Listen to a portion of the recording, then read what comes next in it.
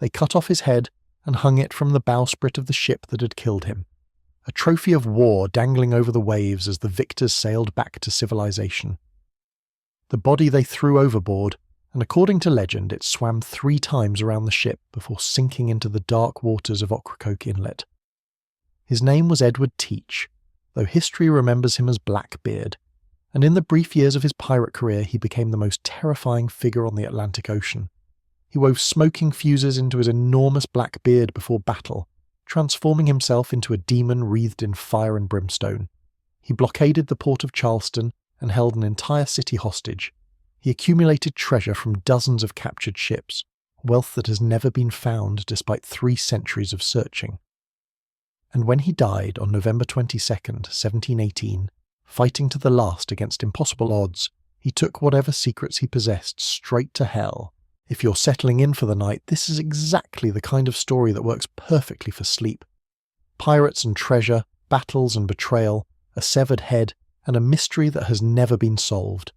If you enjoy it, consider subscribing so you don't miss the next journey into forgotten history. And if you want to tell me where you're listening from tonight, drop a comment. I love knowing that someone in North Carolina where Blackbeard died, and someone in England where he was born, and someone on the other side of the world are all drifting off to the same dark dreams together. Now let's go back 300 years, to an age when the black flag meant death, and one man made himself into a legend.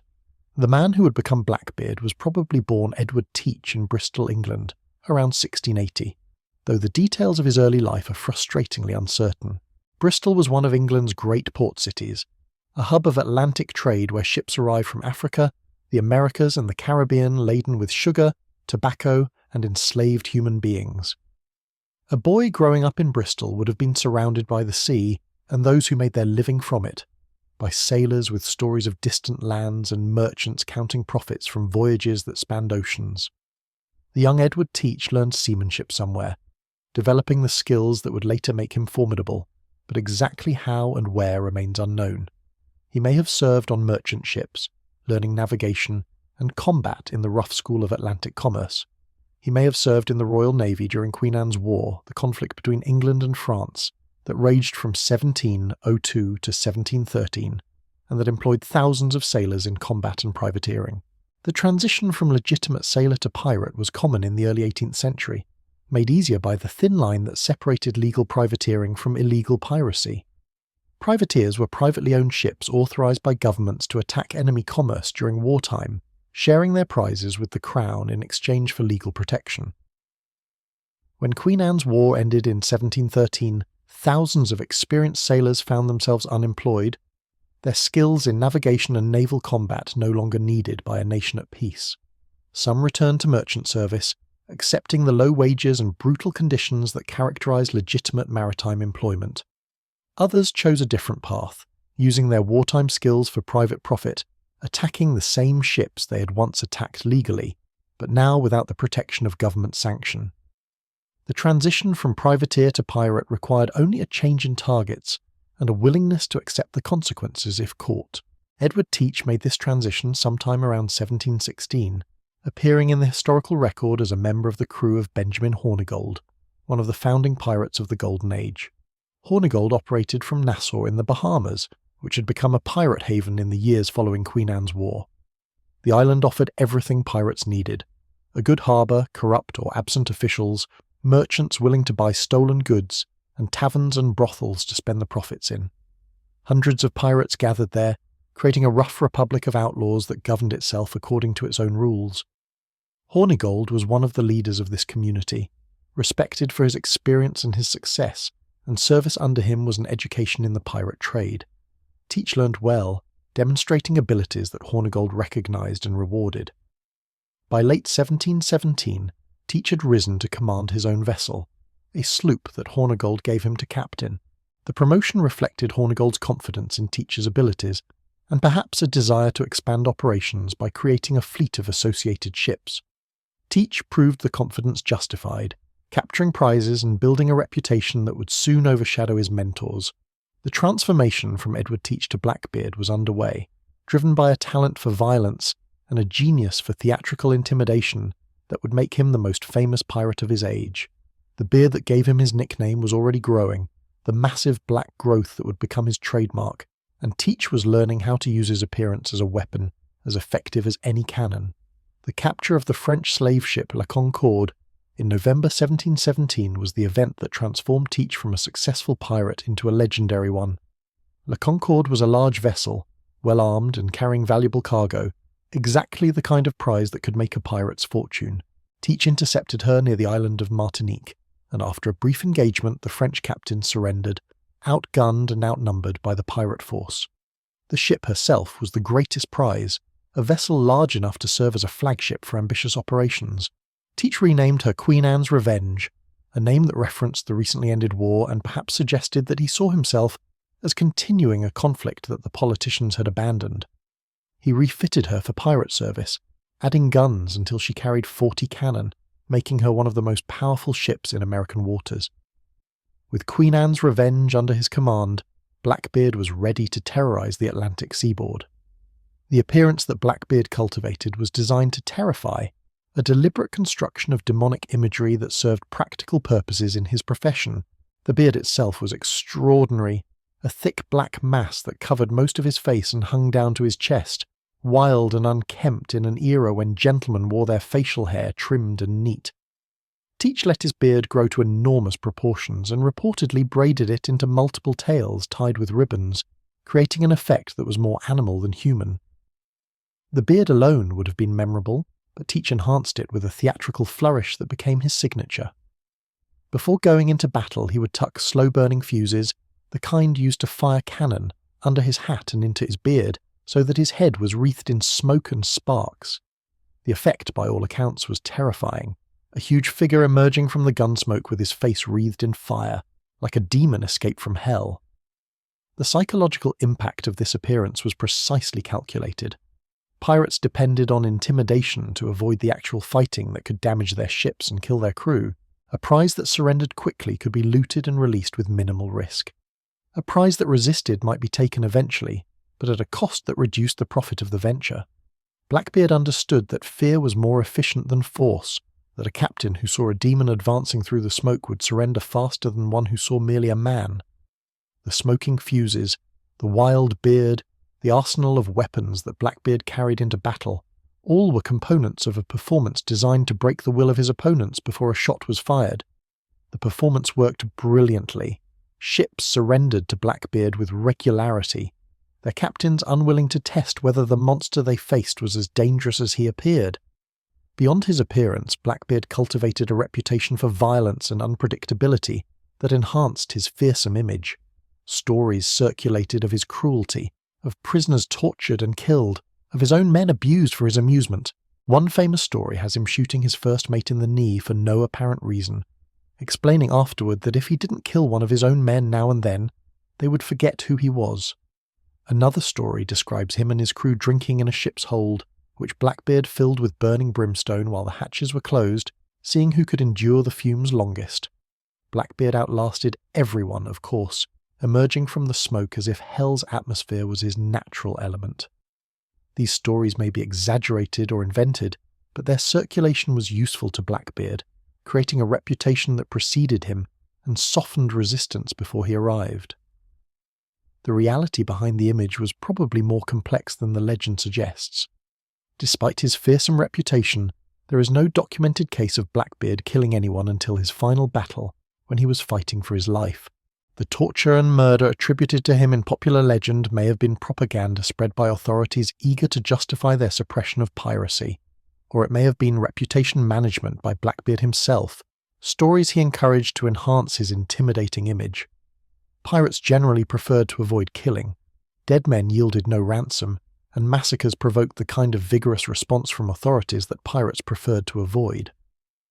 Blackbeard's genius was not for actual violence, but for the threat of violence, for creating an image so terrifying that actual violence became unnecessary. The months following the capture of Queen Anne's Revenge saw Blackbeard's power and reputation reach their peak. He gathered a fleet of ships around him, smaller vessels crewed by pirates who accepted his leadership in exchange for a share of the prizes his flagship could take. At his height, Blackbeard commanded 4 ships and several hundred men, a force capable of overwhelming any merchant vessel and challenging all but the most powerful naval ships. He cruised the Caribbean and the Atlantic coast of North America, appearing suddenly to take prizes and then vanishing before any response could be organised. The colonial governors complained to London about the pirate menace, but the Royal Navy had few ships in American waters, and those few were often in the wrong place to intercept a pirate who moved constantly and unpredictably. The blockade of Charleston, South Carolina, in May 1718 was the most audacious action of Blackbeard's career, a demonstration of power that shocked the colonial establishment and made his name infamous throughout the Atlantic world. Charleston was one of the wealthiest ports in British North America, the gateway to the prosperous Carolina colony, and a hub for trade in rice, indigo, and enslaved people. Blackbeard arrived at the mouth of Charleston harbour with his fleet and simply stopped all traffic, capturing every ship that attempted to enter or leave. For nearly a week, he held the city hostage, his guns commanding the channel that was Charleston's lifeline to the sea. The colonial government was helpless. They had no naval force capable of challenging Blackbeard, and any attempt to resist would have resulted in the destruction of Charleston's merchant fleet. The ransom Blackbeard demanded was surprisingly modest. Not gold or silver, but a chest of medicine. The specific medicines he required were treatments for syphilis and other venereal diseases, afflictions that were common among sailors and pirates who visited port towns regularly. The demand was practical rather than monetary, addressing a health crisis among his crew that gold could not solve. The Charleston authorities complied, sending out a chest of medicines to the pirates, who released their hostages and sailed away as suddenly as they had appeared. The blockade demonstrated Blackbeard's power and his willingness to use it, but it also demonstrated a certain restraint. He could have demanded far more, could have burned ships and killed prisoners, but instead he took what he needed and left. The restraint may have reflected calculation, a recognition that excessive violence would provoke a response that mere commerce raiding would not. The aftermath of the Charleston blockade brought changes to Blackbeard's situation that would ultimately lead to his downfall. The boldness of the action attracted attention that a more cautious pirate might have avoided. Colonial governors who had previously complained ineffectually now demanded action from London, and the Royal Navy began to take the pirate threat in American waters more seriously. At the same time, the British government was offering pardons to pirates who would surrender and renounce their trade, hoping to reduce piracy through amnesty rather than force. The combination of increased pressure and the possibility of pardon created a crossroads for Blackbeard and every other pirate operating in the Atlantic: continue and face growing danger, or accept pardon and return to legitimate life. Blackbeard's response to this dilemma was characteristically devious. Shortly after the Charleston blockade, he deliberately ran Queen Anne's Revenge aground on a sandbar near Beaufort Inlet, North Carolina. The grounding appeared to be an accident, but the circumstances were suspicious.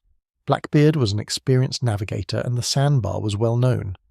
When another ship in his fleet, the Adventure, went to assist, it too grounded and was lost. The effect was to strand the majority of Blackbeard's crew on shore with limited resources, while Blackbeard himself escaped with a smaller group and, according to suspicion, the accumulated treasure of the fleet. Whether the groundings were planned or opportunistic, they allowed Blackbeard to reduce his crew to a manageable size and to concentrate whatever wealth he had accumulated in his own hands. With his fleet reduced and his situation changed, Blackbeard sought the pardon that the British government was offering. He travelled to Bath, North Carolina, where Governor Charles Eden granted him a royal pardon and declared his sins forgiven. The pardon transformed Blackbeard legally from an outlaw to a citizen, free to live openly in colonial society provided he committed no further acts of piracy. He settled in the area, reportedly marrying a local woman. His 14th wife, according to legend though, documentation exists for only this one. For a few months, Blackbeard appeared to be a reformed man, a former pirate living peacefully in a colonial backwater, his days of terror behind him. But the reformed pirate could not stay reformed for long, whether from restlessness, greed, or the inability to imagine any other life. Blackbeard returned to piracy before the end of 1718, taking prizes in the waters around North Carolina and retreating to Ocracoke Island, a remote barrier island that offered shelter and secrecy. His operations were smaller than before, the great fleet reduced to a single sloop, but they were enough to attract the attention of those who wanted him stopped. Governor Eden of North Carolina seemed unwilling or unable to act. Rumours suggested that he was receiving a share of Blackbeard's plunder in exchange for protection, though the evidence for this corruption is circumstantial. But the governors of neighbouring colonies were not so accommodating, and one of them decided that if North Carolina would not deal with its pirate problem, Virginia would. Governor Alexander Spotswood of Virginia organised the expedition that would kill Blackbeard, financing it privately because he lacked the legal authority to spend public funds on military action in another colony's waters. Spotswood believed that Blackbeard was a menace to Virginia commerce, and that his presence in North Carolina waters threatened the stability of the region. He may also have been motivated by the prospect of treasure. Rumours suggested that Blackbeard had accumulated substantial wealth during his career, and whoever killed him might claim whatever he left behind. Spotswood commissioned Lieutenant Robert Maynard of the Royal Navy to lead the expedition, providing him with 2 sloops and crews recruited from British warships stationed in Virginia. The force was small, just over 50 men in 2 shallow draft vessels suitable for the waters around Ocracoke, but they were trained naval sailors and marines, professionals who would face Blackbeard's pirates with discipline and determination. Maynard's expedition departed from Cocoton, Virginia, on November 17, 1718, sailing south along the coast toward Ocracoke Inlet.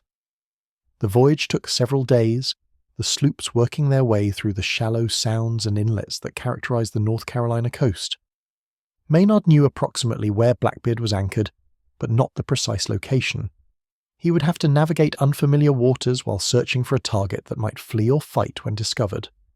The sloops carried no cannon, their shallow drafts making heavy armament impractical, which meant that any engagement would have to be decided by small arms and hand-to-hand combat. This was not necessarily a disadvantage. Maynard's men were armed with muskets, pistols and cutlasses, and their training in boarding actions would serve them well if they could close with the enemy. The evening of November the 21st brought Maynard's sloops to the waters near Ocracoke, where they spotted Blackbeard's sloop Adventure at anchor.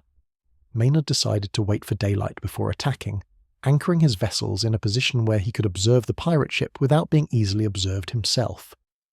The night must have been tense for both sides. Blackbeard may have known that enemies were near, and Maynard's men knew that the coming morning would bring a battle against the most feared pirate on the Atlantic coast. The wait was measured in hours, darkness slowly giving way to the grey light of a November dawn, and then it was time to fight. The morning of November 22nd, 1718, broke cold and clear over Ocracoke Inlet, the kind of autumn day that would have been pleasant under other circumstances. Blackbeard had been drinking the night before, hosting the captain of a trading vessel who had stopped at Ocracoke, and he may have been slow to react when the 2 sloops began their approach, or he may have been confident that his guns could handle whatever threat these small vessels posed. The Adventure carried 8 or 9 cannon, far more firepower than the unarmed sloops that Maynard commanded, and Blackbeard had approximately 20 men aboard, experienced pirates who had fought before. The approaching sloops would have to survive his broadside before they could close to boarding range, and many men might die in that approach. Maynard's sloops advanced through the shallow channel toward the anchored pirate, the lead vessel feeling its way through waters that could ground an unwary ship. Blackbeard cut his anchor cable and began to move, seeking manoeuvring room and a better position from which to engage. The chase was slow and awkward, both sides constrained by the shallow water and the light winds of the sheltered inlet. At some point during the approach, shouted words were exchanged across the water, challenges and defiances that the accounts record in various forms. Blackbeard reportedly called out asking who his attackers were, and Maynard replied that they would let their guns speak for them. Blackbeard supposedly raised a glass of rum and toasted damnation to anyone who gave or asked for quarter. The words may be invention or embellishment, but they fit the character of both men and the deadly seriousness of the encounter. The first exchange of fire devastated Maynard's force. Blackbeard's cannon, loaded with grape shot and whatever scrap metal could be crammed into the barrels, swept the decks of the 2 sloops at close range. The effect was catastrophic. The midshipman commanding one sloop was killed instantly along with several of his men, and the vessel fell out of the fight, her surviving crew too few and too shocked to continue. Maynard's own sloop suffered terribly as well, with many men killed or wounded by the blast of metal that tore across her deck. The advantage shifted decisively to Blackbeard, who had reduced his opponents by half without losing a man. If the fight had ended there, it would have been another victory for the pirate, another story of his invincibility to add to the legend. But Maynard was not finished. He ordered his surviving men to go below decks, out of sight of the pirates, while he and 2 others remained visible. The tactic was a gamble. If Blackbeard simply continued to fire cannon into the sloop, the men below would be trapped and slaughtered. But Maynard calculated that the pirates would prefer to board and take the vessel rather than sink her, that they would want whatever cargo and valuables she carried. He was right. Blackbeard, seeing the apparently empty deck and the few survivors still standing, threw grappling hooks and led his men aboard for what he must have expected to be a quick and easy capture. As the pirates swarmed over the side, Maynard's hidden men burst from below, and the battle became what Maynard had wanted all along, a hand-to-hand fight where numbers and training would matter more than cannon. The fight that followed was short and brutal, measured in minutes rather than hours, but it was one of the most famous individual combats in pirate history. Blackbeard and Maynard found each other in the chaos of the melee, the pirate captain and the naval lieutenant facing off with pistols drawn.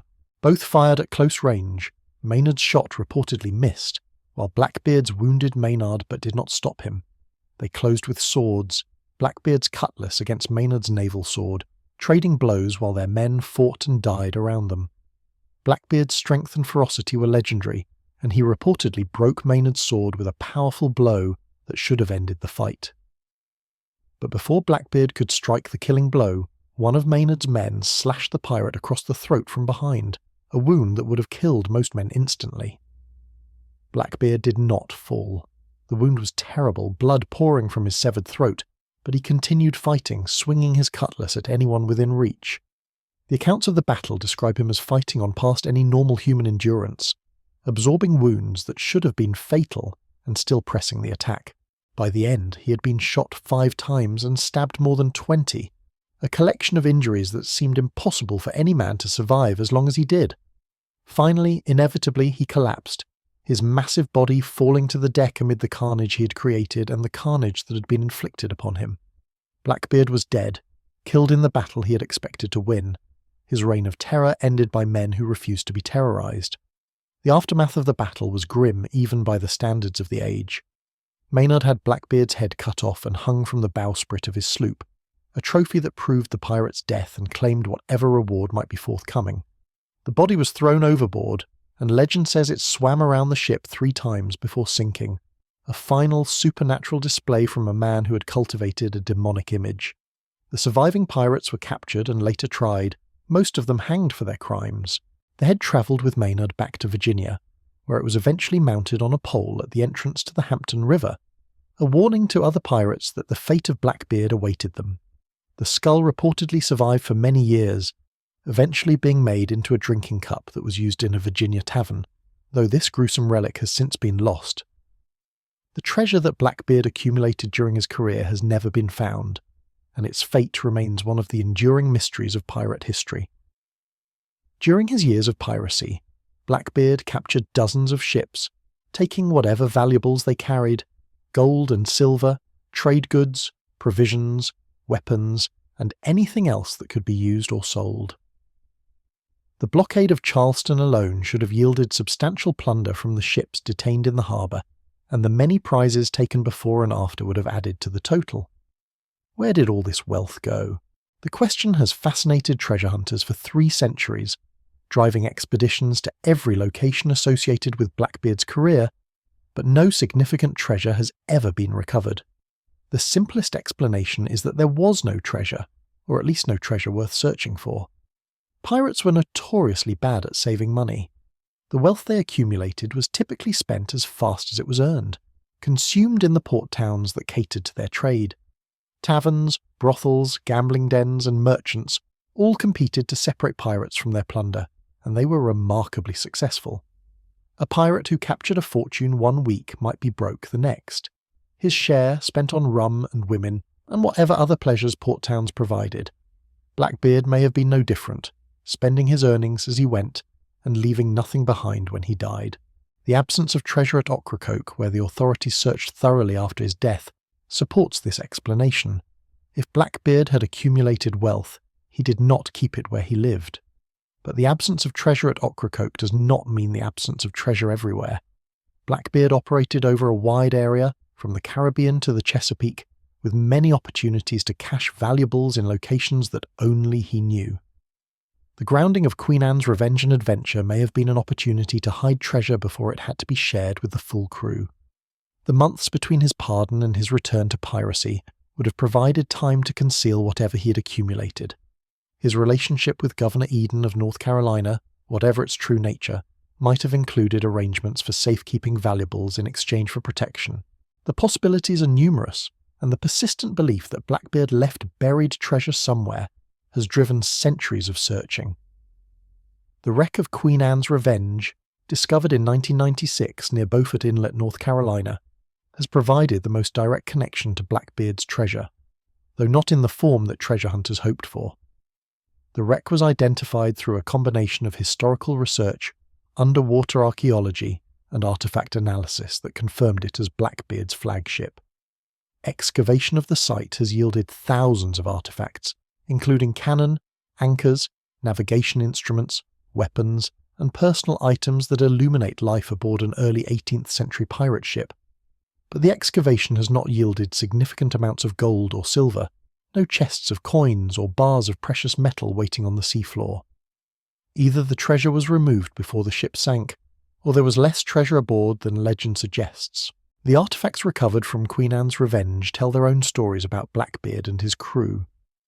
Medical instruments suggest that the ship carried someone with surgical skills, a valuable specialist who would have been pressed into service if not a willing volunteer. Fragments of gold dust, found in small quantities among the artifacts, indicate that some precious cargo was present, but not in the vast amounts that treasure legends imagine. Weapons of various types, from cannon to pistols to cutlasses, confirm the heavily armed nature of the ship. Personal items like buttons, buckles, and fragments of pottery provide glimpses of daily life aboard a pirate vessel. The archaeology has not found Blackbeard's treasure, but it has found something arguably more valuable: direct evidence of how pirates lived and operated during the Golden Age. The locations associated with Blackbeard have all been searched for treasure, with results ranging from nothing to tantalizing fragments that encourage continued searching. Ocracoke Island, where he made his final base, has been explored repeatedly, its sandy soil probed and scanned for buried objects. The shores of Pamlico Sound, the waters around Bath, and the coastline of North Carolina generally have all attracted treasure hunters, convinced that Blackbeard must have hidden something somewhere. The Caribbean islands where he operated in his early career have their own legends and searches. The persistence of these efforts, despite the absence of confirmed finds, reflects the power of the Blackbeard legend and the human desire to believe that treasure waits for whoever is clever or lucky enough to find it. The legends that grew up around Blackbeard's treasure reflect the broader mythology of pirate gold that has shaped popular imagination since the Golden Age ended. Pirates in legend buried their treasure in remote locations, leaving maps and cryptic clues that would allow them to recover it later. The reality was usually different. Most pirates spent their money rather than saving it, and those who did save rarely buried it in places difficult to access. But the legend persists because it serves psychological needs that have nothing to do with historical accuracy. The buried treasure represents possibility, the chance that wealth beyond imagining lies hidden, waiting for discovery by someone with the right combination of knowledge and luck. Blackbeard's treasure is the ultimate expression of this legend, the hoard of the most famous pirate of all, hidden somewhere and never found.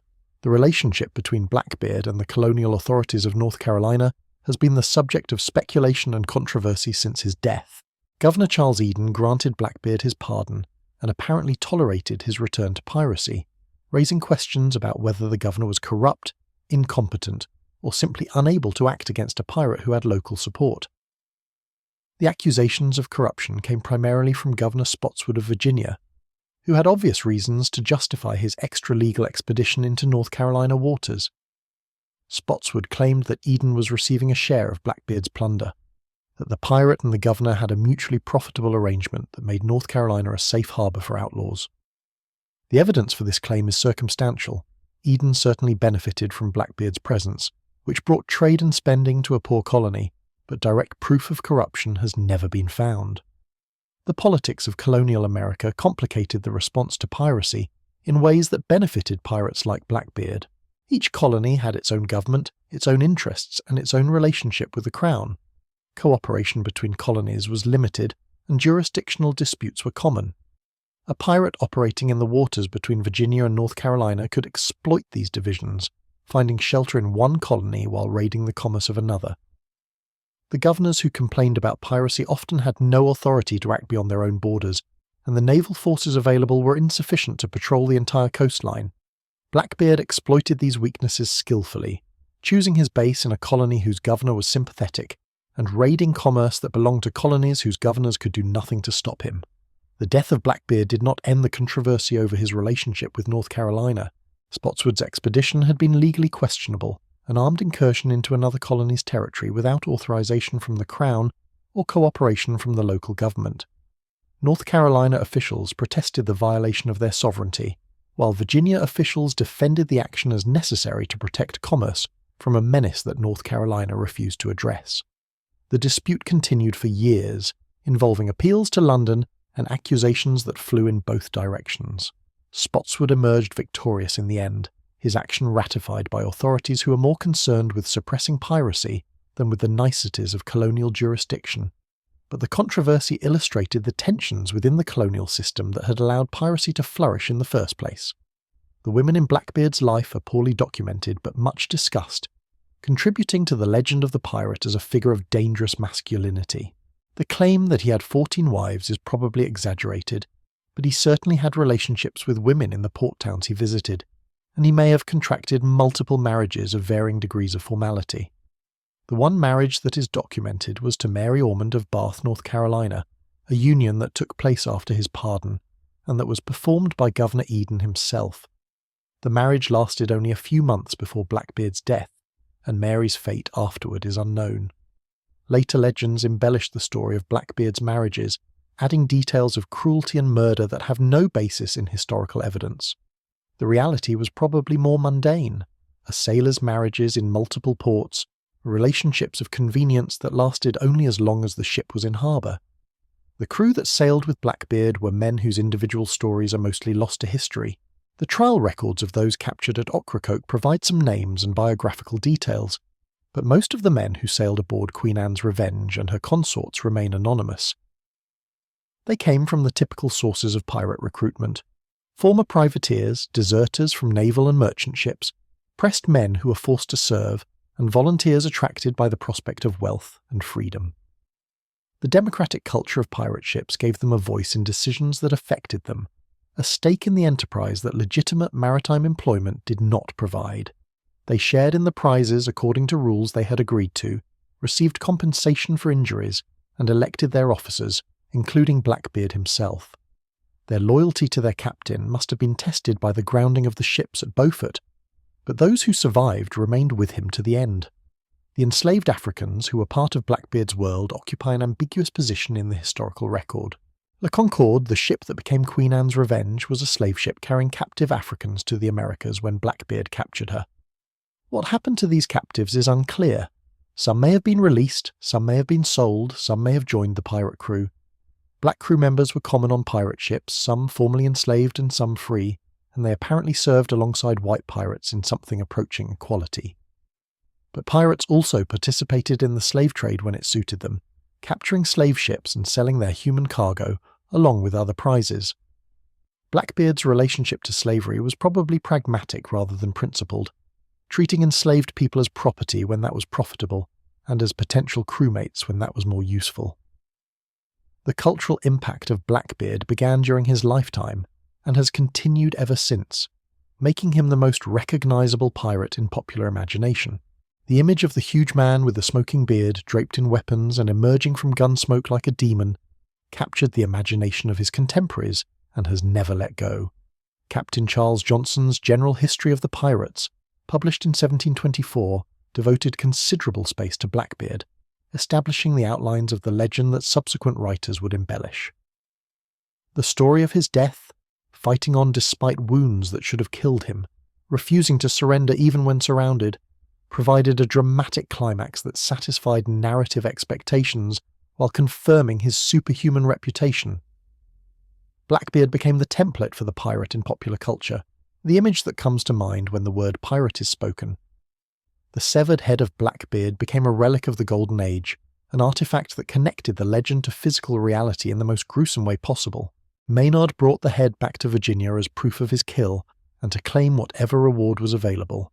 The head was mounted on a pole at the entrance to Hampton Roads, where ships entering and leaving the port would see it, a warning that the fate of pirates was death and display. How long the head remained on its pole is uncertain, but eventually the skull was separated from the rotting flesh and, according to tradition, made into a drinking cup. The Blackbeard skull cup became a legendary object in its own right, reportedly used at taverns in Virginia and eventually disappearing into private hands or oblivion. Whether the cup ever existed, and if so where it might be now, is another of the mysteries surrounding Blackbeard. The skull's journey through history, to the extent it can be traced, reflects changing attitudes toward death, celebrity, and the macabre. In the 18th century, displaying the remains of executed criminals was common, a form of punishment that extended beyond death and served as deterrent to others. Making useful or decorative objects from human bones was not particularly unusual, especially from the bones of notorious individuals whose remains carried a kind of dark celebrity. A tavern that could offer drinks from Blackbeard's skull was offering an experience, a connection to the famous pirate that ordinary vessels could not provide. The skull cup was souvenir, trophy, and memento mori combined, an object that embodied the fascination with death and danger that pirates represented. Later centuries viewed such relics differently, as curiosities or horrors depending on the sensibility of the viewer. The Blackbeard skull cup, if it survived, would have passed through hands that valued it differently over time. Collectors of pirate memorabilia might have treasured it. Reformers concerned with the dignity of human remains might have sought to destroy it. Museums might have preserved it as an artifact of another era's attitudes. Various claims have been made over the years by individuals or institutions asserting possession of the skull or the cup, but none has been verified. The skull may have been lost, destroyed, or hidden, its location unknown to anyone living. Or it may never have existed in the form that legend describes, the drinking cup a story rather than an artifact, another embellishment in the Blackbeard mythology. The body that was thrown overboard at Ocracoke, minus its head, provided the material for the legend of swimming around the ship.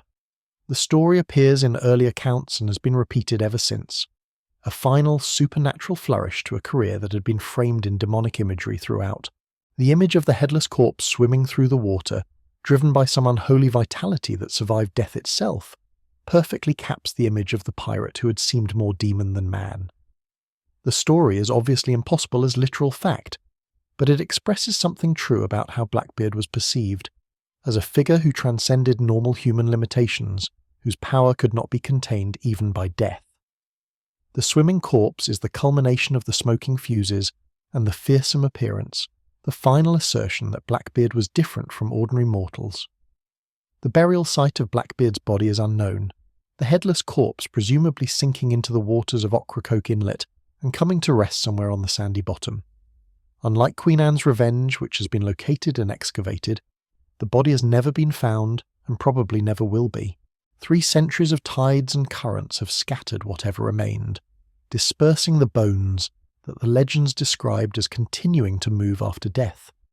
The absence of a grave adds to the mystery that surrounds Blackbeard, leaving no site where his remains can be visited and honoured or desecrated. He belongs to the sea now, his body dissolved into the waters that he sailed in life, as lost as the treasure that he may or may not have hidden. The immediate aftermath of Blackbeard's death saw his former associates scattered by the consequences of his fall. The pirates captured at Ocracoke were tried in Virginia, where Spotswood's authority was unquestioned, rather than in North Carolina, where Governor Eden might have been more lenient. Most were convicted and hanged, their bodies displayed as Blackbeard's head had been displayed, warnings that piracy led to death. A few were acquitted, having persuaded the court that they were forced men who had not participated willingly in pirate activities. The trials established the legal framework for dealing with captured pirates, balancing the desire for exemplary punishment against recognition that not everyone aboard a pirate ship was equally guilty. Governor Eden of North Carolina protested the Virginia incursion and the execution of men who might have been under his jurisdiction, but his protests accomplished little. The legal questions were subsumed by the practical reality that Blackbeard was dead and his crew destroyed, and that the authorities who had accomplished this were not going to be punished for overstepping their bounds. Eden continued as governor until his death in 1722, his reputation permanently shadowed by the accusations of corruption that Spotswood had levelled. Whether he was actually corrupt, or merely ineffective, or simply the target of a more powerful neighbour's ambition, remains debated by historians. The uncertainty about Eden mirrors the uncertainty about so much of the Blackbeard story, where legend and fact intermingle in ways that resist definitive separation. The golden age of piracy, the brief period when Blackbeard and his contemporaries terrorised the Atlantic, was already ending by the time of his death. The conditions that had made large-scale piracy possible, the combination of weak enforcement, widespread corruption, and abundant targets, were changing as imperial governments took the pirate threat more seriously. The Royal Navy increased its presence in American waters, providing the force necessary to hunt pirates who had previously operated with impunity. Colonial governors who had tolerated or profited from piracy came under pressure to suppress it, their careers threatened if they failed to act. The pardons offered to pirates who would surrender reduced the pirate population by giving men an alternative to continued outlawry. And the executions of those who refused pardon or returned to piracy after accepting it demonstrated that the consequences of being caught were severe. Blackbeard's death was part of this larger suppression, a high-profile kill that demonstrated the determination of authorities to end the pirate threat. The manner of his death, fighting against overwhelming odds and falling only after incredible punishment, enhanced rather than diminished his legend. But it also showed that even the most fearsome pirate could be brought down. Other pirates took note. Some accepted pardons and retired, some moved to less patrolled waters, some continued and were eventually captured and killed. By the early 1720s, the Golden Age was effectively over, its greatest figures dead or scattered, its safe harbours closed, its business model no longer viable. Piracy would continue in other forms and other places, but the Atlantic would never again see anything like the Pirate Republic of Nassau, or the reign of terror that Blackbeard had conducted. The comparison between Blackbeard and other famous pirates illuminates what made him distinctive. In terms of ships captured and wealth accumulated, he was far less successful than Bartholomew Roberts, who took over 400 prizes during his 3-year career. In terms of the duration of his piracy, he was active for only about 2 years, a brief tenure compared to pirates who operated for decades. In terms of the scale of his operations, his fleet of 4 ships and several hundred men was impressive but not unique. What set Blackbeard apart was the image he created, the theatrical transformation of himself into a figure of supernatural terror. No other pirate cultivated his appearance so deliberately or achieved such iconic status in his own lifetime and after.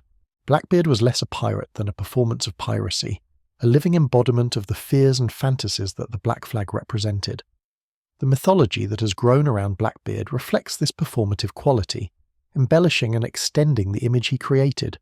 Stories of buried treasure, of ghostly apparitions, of curses and supernatural powers have accumulated over 3 centuries, most of them inventions that have no basis in the historical record. The Blackbeard of legend is a composite figure, combining elements from his actual career with borrowings from other pirates, and outright fabrications from the imagination of storytellers. Separating the historical Blackbeard from the legendary one is difficult and perhaps impossible. The legend has become so dominant that it shapes how the history is read and understood. Every account of Blackbeard, including this one, is influenced by the mythology, selecting and interpreting facts in ways that confirm or complicate the legend, rather than simply describing what happened. The places associated with Blackbeard have become pilgrimage sites for those fascinated by his legend. Ocracoke Island, where he died, preserves the memory of its infamous resident through local businesses, tours, and the annual Blackbeard Festival that celebrates the pirate's life and death. The town of Bath, where he settled briefly, claims him as a historical figure whose presence adds colour to an otherwise quiet community. Beaufort, near where Queen Anne's Revenge was wrecked, hosts the North Carolina Maritime Museum, which displays artifacts from the wreck and interprets the history of piracy in the region. The waters where Blackbeard operated, from the Caribbean to the Outer Banks, are marked by historical sites and tourism that trade on the pirate legend. Blackbeard has become an economic resource, his fame generating revenue for communities that have little else to attract visitors. The artifacts from Queen Anne's Revenge that are displayed in museums, provide the most direct connection to the historical Blackbeard, objects that he or his crew actually used during their pirate career. The cannon that armed the ship, the anchors that held it in place, the navigation instruments that guided it across the ocean, all are tangible remnants of a vessel that the most famous pirate commanded. Personal items like buttons and belt buckles may have been worn by Blackbeard himself, though they are equally likely to have belonged to anonymous members of his crew. The medical instruments suggest the presence of a surgeon, perhaps one of the forced men who were common on pirate ships, providing healthcare in an era when medicine could do little but try. These objects are not treasure in the conventional sense, but they are valuable as evidence, connecting the legend to material reality in ways that stories alone cannot. The underwater archaeology that recovered these artifacts has contributed enormously to understanding piracy in general and Blackbeard in particular. Before the discovery of Queen Anne's Revenge, pirate ships were known only from documents and imagination, their physical reality a matter of speculation. The wreck provides direct evidence of how a pirate ship was actually constructed, equipped, and operated, evidence that can be compared against the accounts in historical sources. The archaeology has confirmed some aspects of the legend while complicating others, showing that the reality of pirate life was both more mundane and more complex than romantic accounts suggest. The cannons were real, the violence was real, but so were the daily routines of sailing, maintaining equipment, and living in cramped quarters with dozens of other men. The popular culture representations of Blackbeard have evolved over 3 centuries, adapting the legend to the tastes and technologies of different eras. The earliest accounts, like Johnson's General History, presented him as a figure of terror, emphasizing the violence and supernatural associations that made him famous.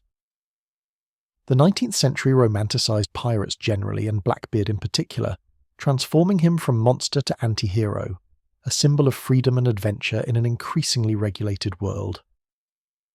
The 20th century added Hollywood spectacle, with actors portraying Blackbeard in films that range from serious historical drama to broad comedy.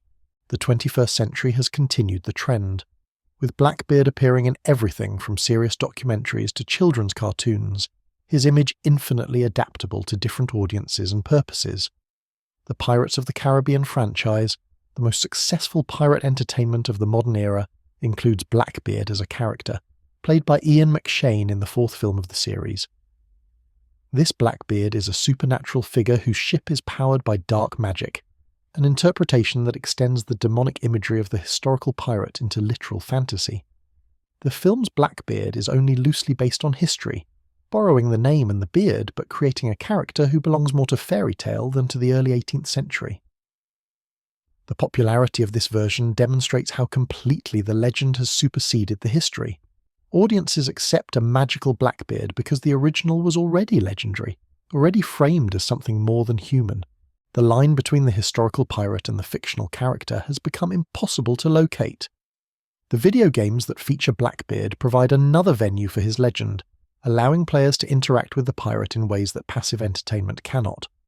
Assassin's Creed 4: Black Flag features Blackbeard as a significant character, rendered in the detailed graphics that modern games provide, and given dialogue and personality that flesh out the historical outline. The game's Blackbeard is sympathetic, a mentor figure to the player character who embodies the freedom and danger of pirate life. Other games have used Blackbeard as boss villain, treasure quest objective, or historical backdrop, each adaptation serving the needs of its particular genre. The interactivity of games creates a different relationship between audience and character than films or books, one that may shape how new generations understand and imagine Blackbeard. The children's media that features Blackbeard raises interesting questions about how violent historical figures are adapted for young audiences. Blackbeard appears in animated shows, children's books, and educational materials that present piracy as adventure rather than crime, scrubbing away the violence and terror that characterize the historical figure.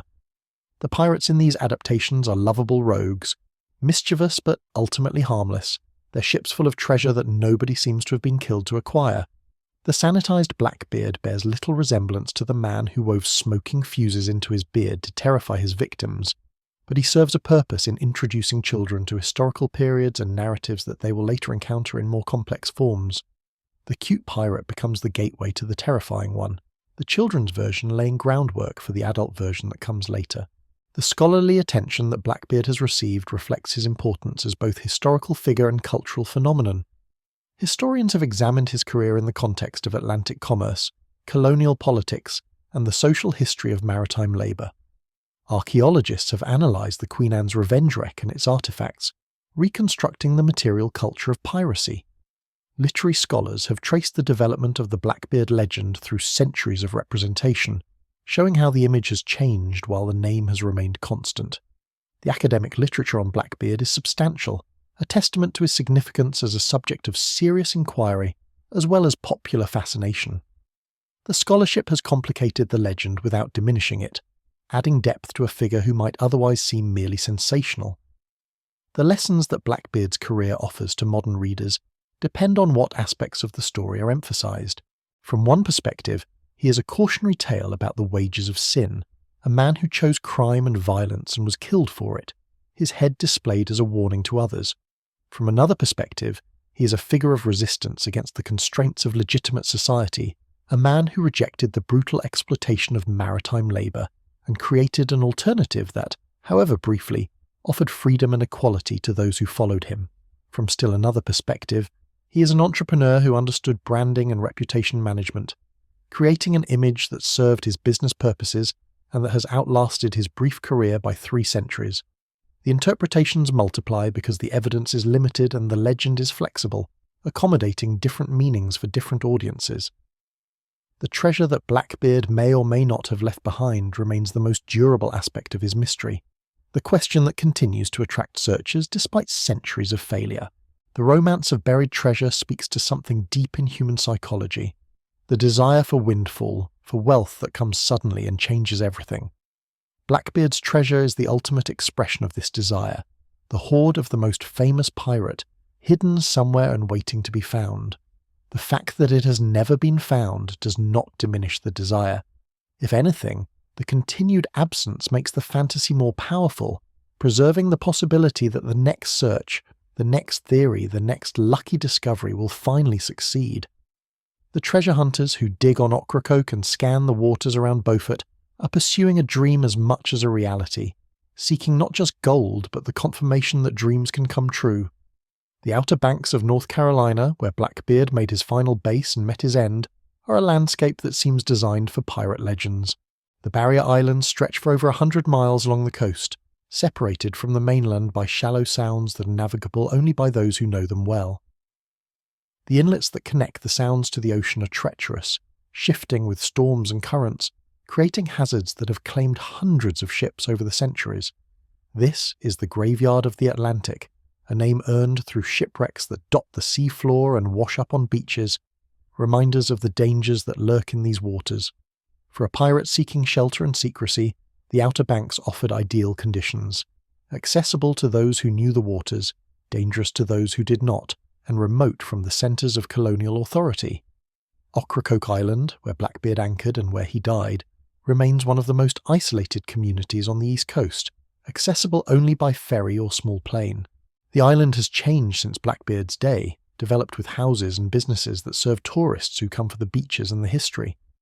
But the landscape retains something of its wild character, the ocean on one side and the sound on the other, the sky vast above the low-lying land. The inlet where the battle took place has shifted over centuries, its exact location uncertain, but the waters around Ocracoke still feel like the kind of place where pirates might shelter and naval expeditions might hunt them. The isolation that attracted Blackbeard continues to attract visitors who seek escape from the busy world that the pirate also fled. The storms that sweep the Outer Banks have shaped the landscape and the history, destroying ships and settlements and creating the conditions that made the region notorious. Hurricanes, common in late summer and fall, bring winds that can level buildings and surges that can inundate entire islands. The storm that may have contributed to the loss of Queen Anne's Revenge, though the grounding was probably deliberate, demonstrates how natural forces could reshape pirate operations and even end pirate careers. The storms continue today, reminders that the Outer Banks remain dangerous despite modern technology and infrastructure. The treasure hunters who search for Blackbeard's gold must contend with weather that might have scattered or buried whatever they seek, natural forces that have had 3 centuries to rearrange the evidence. The sand that covers the Outer Banks is constantly moving, blown by wind and washed by waves, shifting the beaches and dunes that characterize the landscape. Objects buried in sand may migrate over time, carried by the slow movement of sediment that continues regardless of human intentions. A chest buried by a pirate in 1718 might be in a completely different location today, moved by forces that no one controlled or recorded. The sand might have protected the chest from decay, preserving its contents in dry conditions that would not exist in wetter environments. Or the sand might have crushed or scattered the contents, the weight of accumulating sediment destroying whatever structure once held the treasure together. The sand keeps secrets, but also loses them, burying evidence in one generation and exposing it in another, never stable enough to preserve anything permanently. The waters around the Outer Banks have swallowed countless ships and their cargoes, creating one of the richest underwater archaeological sites in America.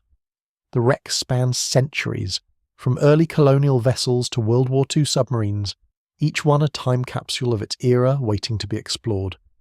Queen Anne's Revenge is only the most famous of these wrecks, significant because of who commanded her, rather than because she is unusual as a shipwreck. The graveyard of the Atlantic has more wrecks than can ever be fully explored, each one with its own story, its own cargo, its own potential for discovery. Divers and archaeologists have barely scratched the surface of what lies beneath these waters, leaving room for future discoveries that might include treasures no one has imagined. The ghosts that allegedly haunt the Outer Banks include Blackbeard among their number, his spirit said to wander the beaches and inlets where he lived and died. The ghost stories are part of the tourist attraction, offered on evening tours and in local publications that cater to visitors seeking entertainment. Whether anyone actually believes in Blackbeard's ghost is unclear. The stories function as atmosphere rather than sincere assertion, adding to the sense of history and mystery that makes the Outer Banks distinctive. The ghost of a pirate, head tucked under one arm according to some versions, searching for his treasure or reenacting his final battle, is an image that fits the landscape and the legend, giving physical form to the presence that Blackbeard maintains in the cultural memory of the region. The historical preservation efforts in the Outer Banks region have recognised Blackbeard as a significant figure whose story deserves to be told and remembered. The North Carolina Maritime Museum in Beaufort serves as the primary repository for artefacts from Queen Anne's Revenge, displaying objects that connect visitors directly to the pirate era. The museum interprets the artefacts in context, explaining what life aboard a pirate ship was like and how Blackbeard fit into the broader history of Atlantic piracy. Other museums, historical societies, and interpretive programs throughout the region contribute to keeping Blackbeard's memory alive, ensuring that his story remains accessible to new generations. The historical preservation is selective, emphasizing aspects of the story that are suitable for general audiences and downplaying the violence and exploitation that characterized pirate life. The naval tactics that killed Blackbeard reflect the nature of combat in the Age of Sail, a combination of seamanship, firepower, and hand-to-hand fighting that was brutal and unpredictable. Maynard's approach, using shallow draft sloops without cannon, was dictated by the geography of Ocracoke Inlet, where larger, deeper vessels could not operate. The tactic of hiding men below decks was a calculated risk that depended on Blackbeard choosing to board rather than continue firing cannon into the apparently helpless sloops. The hand-to-hand combat that decided the battle required courage, skill, and luck in measures that could not be precisely calibrated. Maynard won because his men were trained professionals, because his gamble succeeded, and because in the final analysis he was willing to accept casualties that would have been unacceptable in a less desperate situation. The weapons used in the battle included the full range of 18th century naval armament. Blackbeard's cannon, loaded with grapeshot, inflicted the most casualties, sweeping the decks of the sloops in the opening exchange. The small arms that followed, pistols and muskets fired at close range, took their own toll on both sides. The cutlasses and swords that decided the final fight were designed for close combat aboard ships, short enough to be wielded in confined spaces and heavy enough to inflict devastating wounds. Blackbeard reportedly carried multiple pistols and was armed with cutlass and knife as well, a walking arsenal that reflected his expectations for the kind of fighting that pirates typically faced. The quantity of wounds he received, 5 gunshots and more than 20 stab wounds, indicates how fierce the fighting was and how many men engaged him before he finally fell. The training that distinguished Maynard's men from Blackbeard's crew was one of the factors that determined the outcome. Naval sailors drilled regularly in the handling of weapons and the execution of boarding actions, developing skills and coordination that required time and discipline to acquire. Pirates trained less formally, learning through experience rather than systematic instruction, and their skills varied widely depending on their individual backgrounds. In the chaos of the boarding action, the naval sailors' training gave them advantages in coordination and mutual support that offset the pirates' desperation. The battle was close, the casualties heavy on both sides, but the discipline held and the professionals prevailed. The courage required for combat in the age of sail was extraordinary by modern standards, involving levels of physical danger that few people today ever experience. Men fought at distances measured in feet rather than miles, close enough to see the faces of those they killed and to be seen by those who killed them. The wounds inflicted by the weapons of the era were horrific, tearing flesh and shattering bone in ways that modern medicine would struggle to repair, and that 18th century medicine was helpless against. Men who survived battles often died afterward of infections that set in before wounds could heal. The courage to face these realities, to advance into cannon fire and engage in hand-to-hand combat, knowing what the consequences might be, was the essential requirement for naval and pirate service alike. The psychology of Blackbeard's final fight has fascinated those who have studied his career. Why did he choose to fight rather than flee? He might have escaped in the shallow waters he knew better than his pursuers, might have slipped away in the darkness and resumed his operations elsewhere. Instead, he chose to engage, to test himself against the naval force that had come to destroy him. The decision may have reflected overconfidence, a belief that his guns would destroy the sloops before they could close. It may have reflected fatalism, an acceptance that his luck had run out, and that death in battle was preferable to capture and hanging. Or it may have reflected the character that had made him a pirate in the first place, the willingness to take risks that defined the profession. Blackbeard died as he had lived, violently and defiantly, refusing to surrender even when surrender might have preserved his life. The last moments of Blackbeard's life have been described in accounts that may or may not be accurate, but that have become part of the legend. The stories of him fighting on despite mortal wounds, swinging his cutlass until his body simply stopped functioning, fit the image he had cultivated throughout his career. The superhuman endurance, the refusal to fall, the continuation of violence past any normal human limit, all extend the demonic characterization that had made him famous. Whether these accounts accurately describe what happened or embellish reality for dramatic effect is impossible to determine. The legend prefers the supernatural version, the pirate who was more than human dying, a death that confirmed his exceptional nature. The history probably includes exaggeration, but the history and the legend are now inseparable. The death ritual that followed, the decapitation and display of the head, was standard practice for executed pirates and traitors. The purpose was deterrence, a visible warning that crime led to death and dishonour, that the state had the power to destroy its enemies utterly. The display of Blackbeard's head at Hampton Roads served this purpose, showing sailors and merchants that the famous pirate was truly dead and that others who followed his path would meet the same fate. The head became a trophy, a symbol of victory that enhanced the reputation of those who had won it. Maynard's career benefited from his role in killing Blackbeard, the achievement defining him for the rest of his life. The head was evidence, proof that the pirate was dead, silencing any rumours that he might have escaped. The Bristol of Blackbeard's childhood was one of the great cities of England, a port whose wealth derived from trade that connected the island nation to the wider world. Ships left Bristol for Africa, where they loaded enslaved people for transport to the Americas. They returned from the Americas laden with sugar, tobacco, and other products of plantation labour.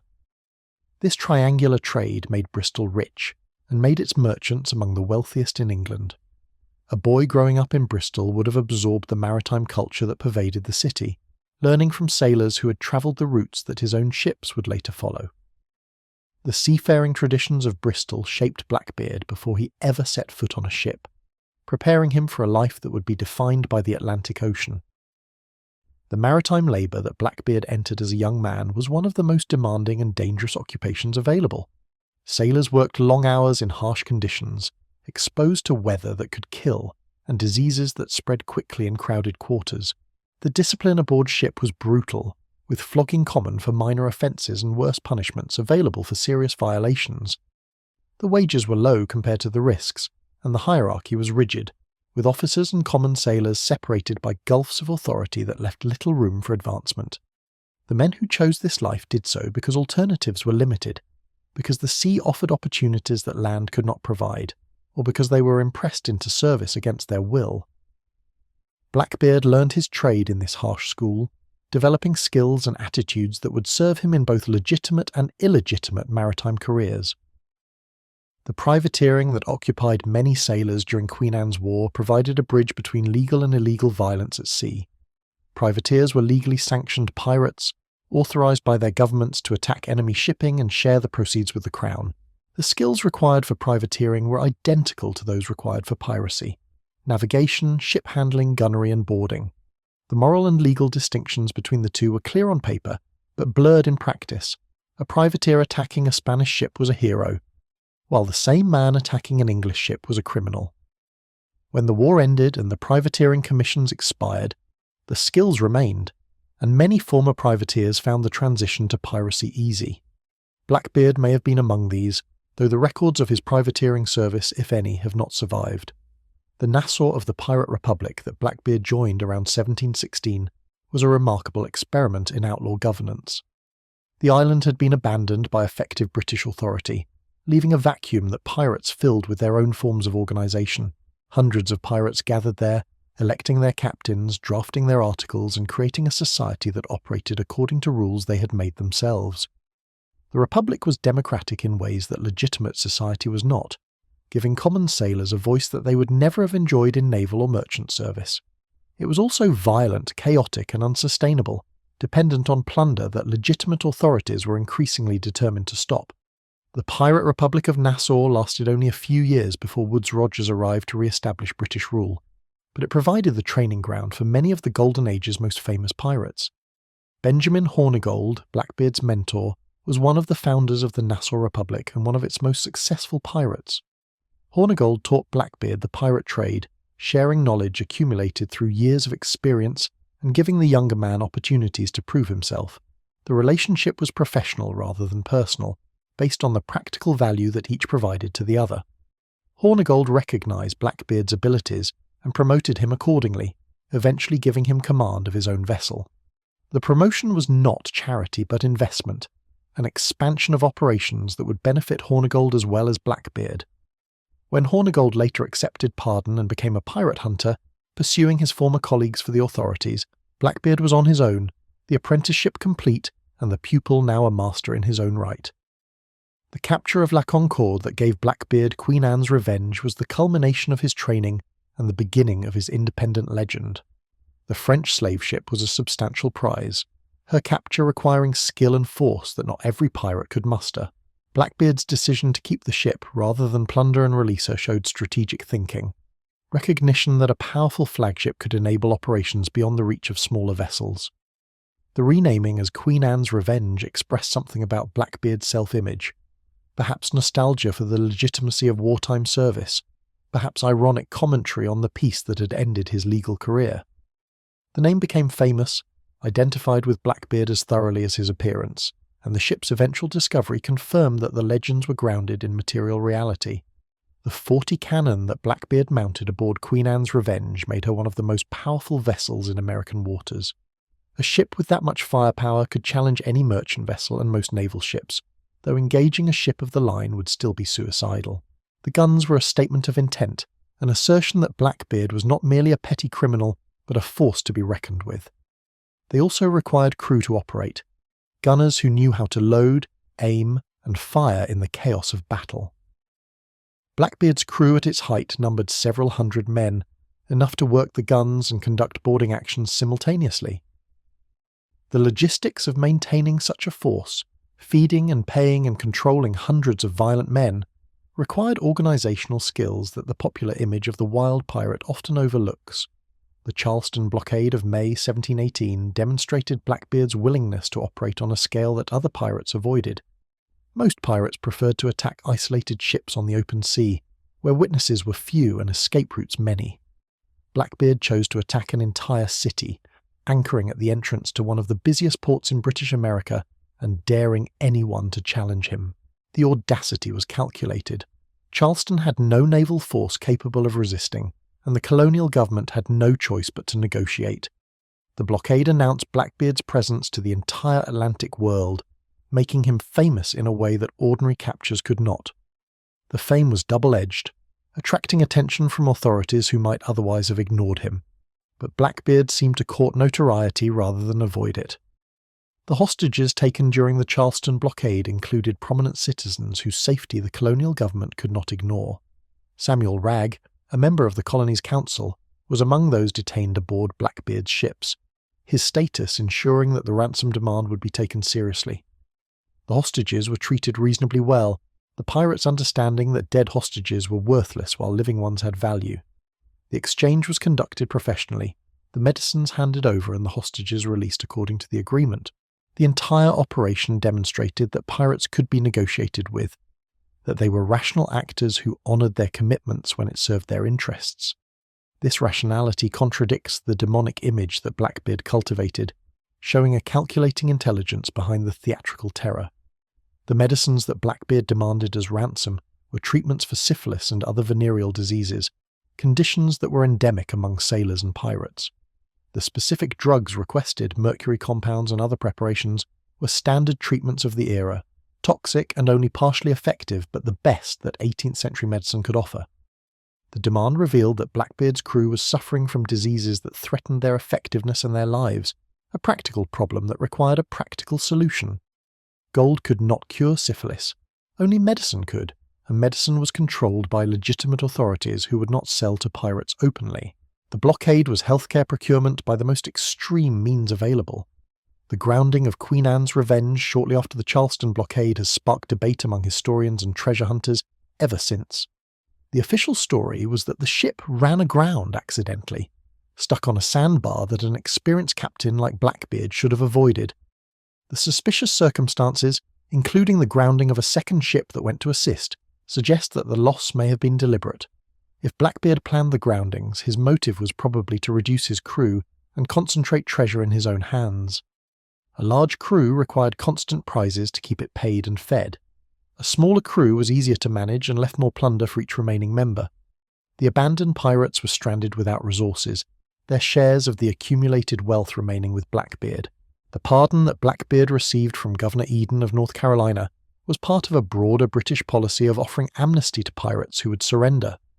The government calculated that pardons were cheaper than naval expeditions, that many pirates would accept forgiveness if offered. The policy was controversial.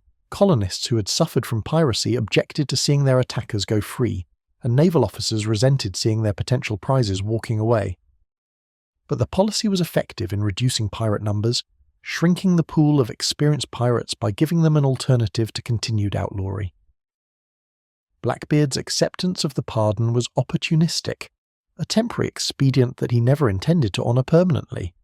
He used the pardon to establish himself in North Carolina, to gain legal status that protected him briefly, and then he returned to piracy when it suited him. The settlement at Bath, where Blackbeard lived during his brief retirement, was a small colonial town, far from the centres of power but not beyond the reach of law. Bath was the oldest town in North Carolina, established in 1705, a modest collection of houses and businesses that served the surrounding plantations. Blackbeard reportedly lived there quietly for several months, married a local woman, and attracted little official attention. The quiet interlude suggests that retirement was possible, that Blackbeard could have disappeared into colonial society if he had chosen to. But he did not choose to. The restlessness or greed or addiction to danger that made him a pirate in the first place drew him back to the sea. The return to piracy was his death sentence, though he did not know it yet. The relationship between Blackbeard and Governor Eden has been debated since the pirate's death. Spotswood accused Eden of corruption, of sharing in Blackbeard's plunder in exchange for protection and information. Eden denied the charges, claiming that he had simply administered the pardon policy as instructed, and had no means to prevent Blackbeard's return to piracy even if he had wished to. The truth is probably somewhere between these positions. Eden may not have been actively corrupt, but he certainly benefited from Blackbeard's presence, and made little effort to suppress him. The controversy illustrates the ambiguous relationship between pirates and colonial authorities, the grey areas where mutual benefit replaced strict enforcement of law.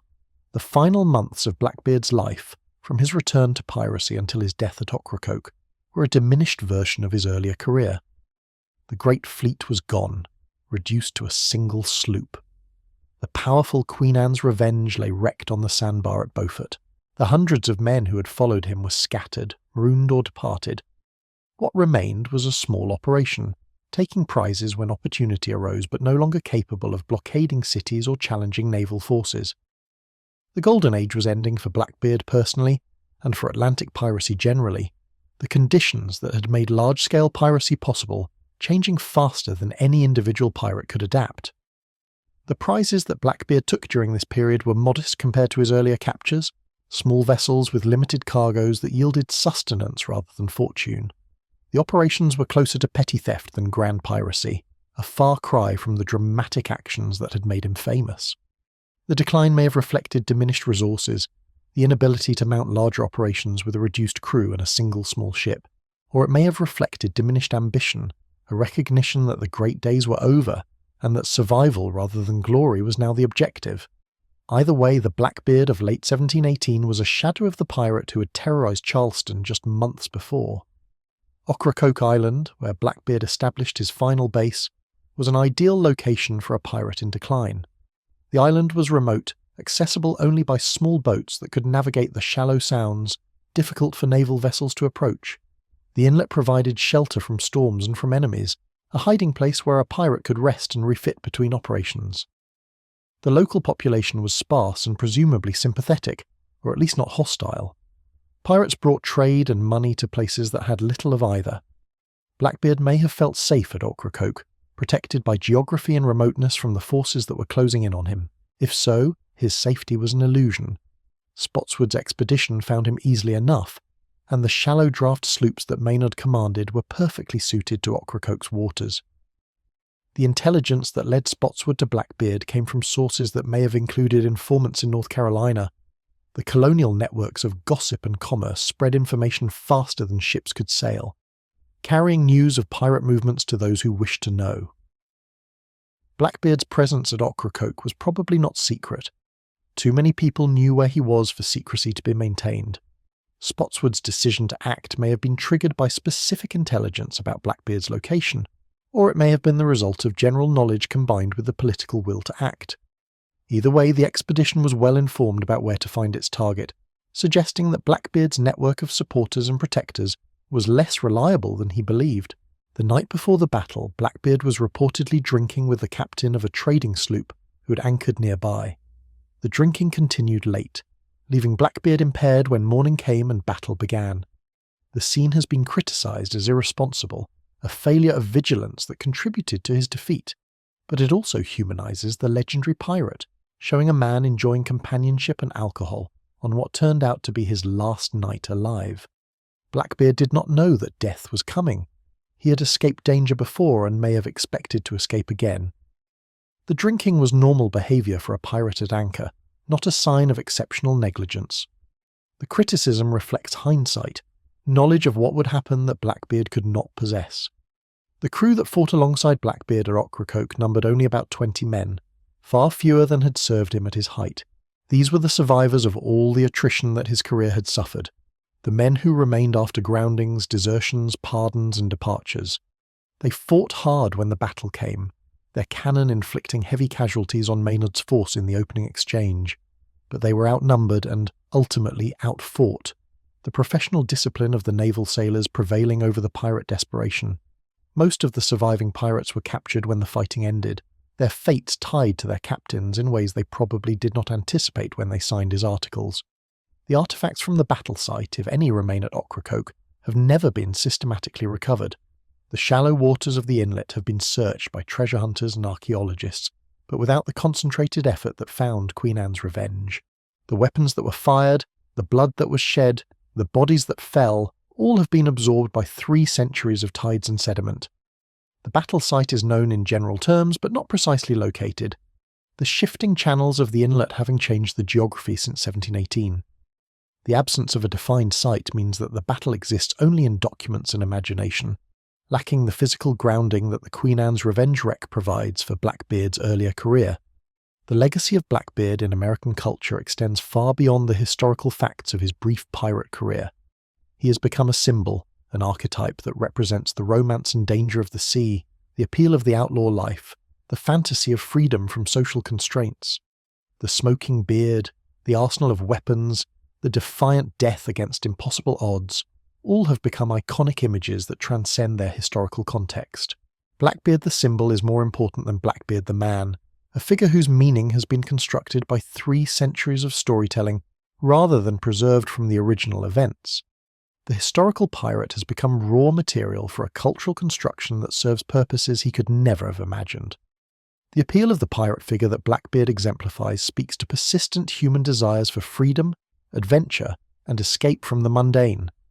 Pirates in popular imagination live outside the rules that constrain ordinary people, taking what they want and answering to no one.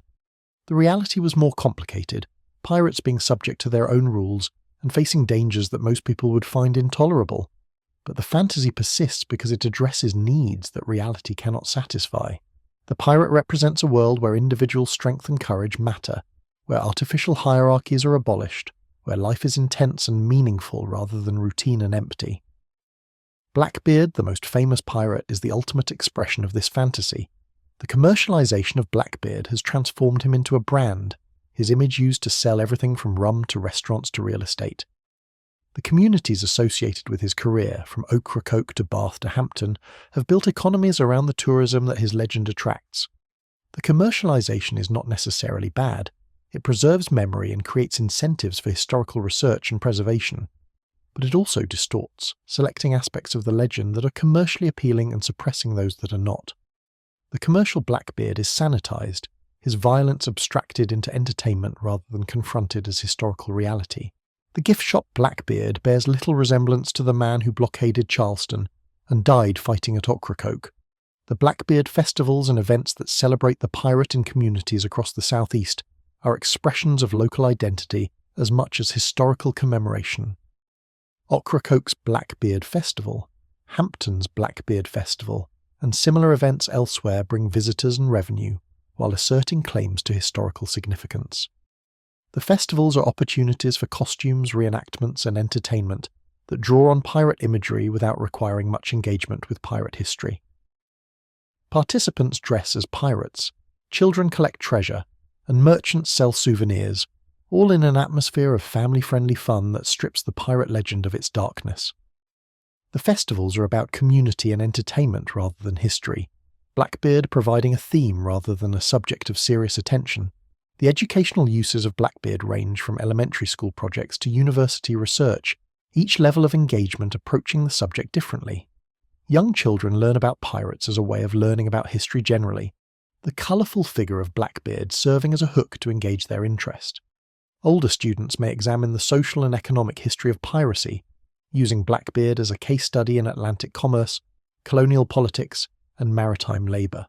University researchers analyse primary sources, archaeological evidence, and historiographical debates, contributing to scholarly understanding that filters slowly into popular awareness.